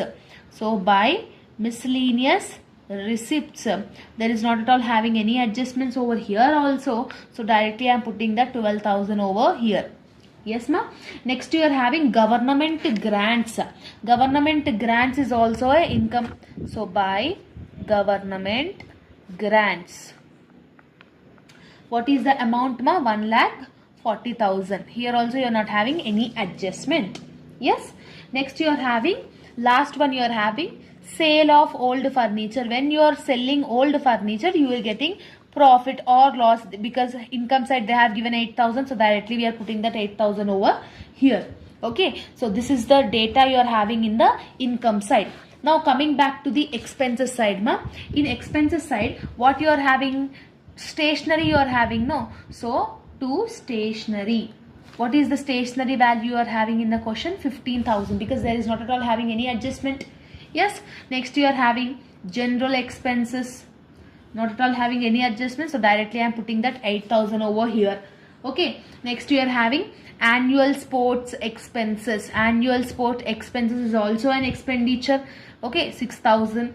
Okay. Next you are having salaries. To salaries, so to salaries in the question they have given 2 lakhs. Okay, so next one you are having in the adjustment part, salaries payable they have given, no? So simply we need to add this 12,000 to this. So 2 lakhs plus 12,000 is nothing about 2,12,000. Okay, like this we need to do it. Next one you are having depreciation. Yes or no? So to depreciation on furniture, first you are having furniture. So 10% they have given ma. So 10% depreciation is charged on furniture. What is the furniture value in the question? 40,000. So 40,000 into 10% if you will do means you will get 4,000. Same like that to depreciation on books, 15% on library books. Library books is 60,000 into 15% if you will do means you will get 9,000. Okay. Next one you are having buildings ma. So depreciation on buildings. So here also you are having how much percentage they have given? 5%. What is the buildings value? 2,50,000. So 2,50,000 into 5% if you will do means you will get that amount 12,500 rupees. Okay, so this is the way to do income and expenditure, as you all know. So everything were over. Now just we need to do the total ma. So highest amount both the sides, either we may get surplus or deficit. So credit side is showing more. So when you add credit side all the amounts, you will get 3,79,000. Yes, highest amount is 3,79,000. I am putting that amount on the both the sides. 3,79,000, 3,79,000. Yes, here if it is in the expenditure side, if we are getting less means that amount is called surplus only, no? So 3,79,000 minus, if you will do all this means you will get 1,12,500. 1,12,500 is the balance carried out. Okay, credit minus debit amount if you will do means you will get the surplus value. Okay, till here it is okay. So after this, in the question they have mentioned the fund, no? So when they are mentioning the fund, no need to do opening balance sheet. Directly we can do the closing balance sheet. Yes or no? So to do balance sheet, what are the liabilities you are having? Creditors you are having, donations you are having. Yes or no? So next that only you need to write it in the balance sheet liability side. Assets and liabilities you need to write it. So donations, how much you are having ma? So donations is 25,000 they have given. Creditors, how much they have given ma? 6,000. Okay, next in the adjustment part, salary payable. Salary payable is also a liability actually. So 12,000. Okay, so this 3 will come here. Next you are having in the question fund. Yes, because here they have given general fund 4 lakhs. Surplus if you are getting means add or minus? Add. So general fund 4 lakhs. For this 4 lakhs, we need to add surplus. What is the surplus amount we have got? 1,12,500. So that will become 5,12,500 will become. Yes or no? Simple. And in the asset side, what are the assets you are having? Cash at bank, cash in hand you are having. Cash in hand is 1,000. Cash at the bank is 20,000. See, according to the question only, I am writing it, ma. Okay. Next, you are having investments. Investment is also a asset, 2 lakhs. Yes. Next, you are having fees receivable. See, salary payable is a liability, means fees receivable will become asset only, no? 10,000. Yes or no? Next, you are having buildings, ma. So, actually, buildings value is 2,50,000. Yes. For this, you are having depreciation of 12,500. 2,50,000 minus 12,500 if you will do means 2,37,500 will become your answer. So depreciation always we need to do minus. Yes. Next you are having books. What is the books value? 60,000. Books value is 60,000. For this 60,000, depreciation also we have done, no? Depreciation on books, how much we have got? 9,000. So 60,000 minus 9,000 you will do means you will get 51,000. Yes. And the last one you are having furniture, ma. So what is the furniture value? 40,000. For this depreciation we need to do minus. So 40,000 depreciation we have got 4,000. 40,000 minus 4,000 it is 36,000. So this is the way to calculate your balance sheet. Now simply what we need to do? We need to total your balance sheet. Everything, liabilities and assets should get tallied. Okay. So now I will do the total, ma. So first I will do in the liability side. So liability side 25,000 plus 6,000 plus 12,000 plus 5,12,500. If I will do means 5,55,500 will be your answer. 5,55,500. So here also you should get the same amount, ma. Okay. So how you will get that amount? What are the values you are having over here? 1,000 plus 20,000 plus 2 lakhs plus 10,000 plus 2,37,500 plus 51,000 plus 36,000. Okay. So here also you are getting 5,55,000. So this is the way to calculate income and expenditure account along with the balance sheet. Okay. So when they have not given the opening, when they have given the capital fund, no need to do the opening balance sheet. Directly, if surplus you are getting means add it to the fund. Either it might be general fund, capital fund, tournament fund, anything. Okay. So I hope that you have got clarity. If you are having any further doubts related to this subject, related to this video, let me know in the comment section. All the very best for your examination as well as your preparation, and all the PDFs are available in our channel. Now I'll give you one homework question, ma. You can practice this homework question. So here you can see the question. Just pause the video and take a screenshot and let me know your answers in the comment section. Okay. So this is the first homework question, ma. Definitely practice and let me know the answer. Okay. Surplus or deficit, or what is the balancing amount. So this is also another question. 2 questions I am giving as a homework. So just practice these 2 questions because this is the previous year question papers questions, ma. Practice this. Here fund is given, only closing balance sheet we need to do it. Here you can see here fund we are not seeing. So opening balance sheet, closing balance sheet you need to do it over here. So I hope that you have got clarity. All the very best. See you all in next video. Bye bye students.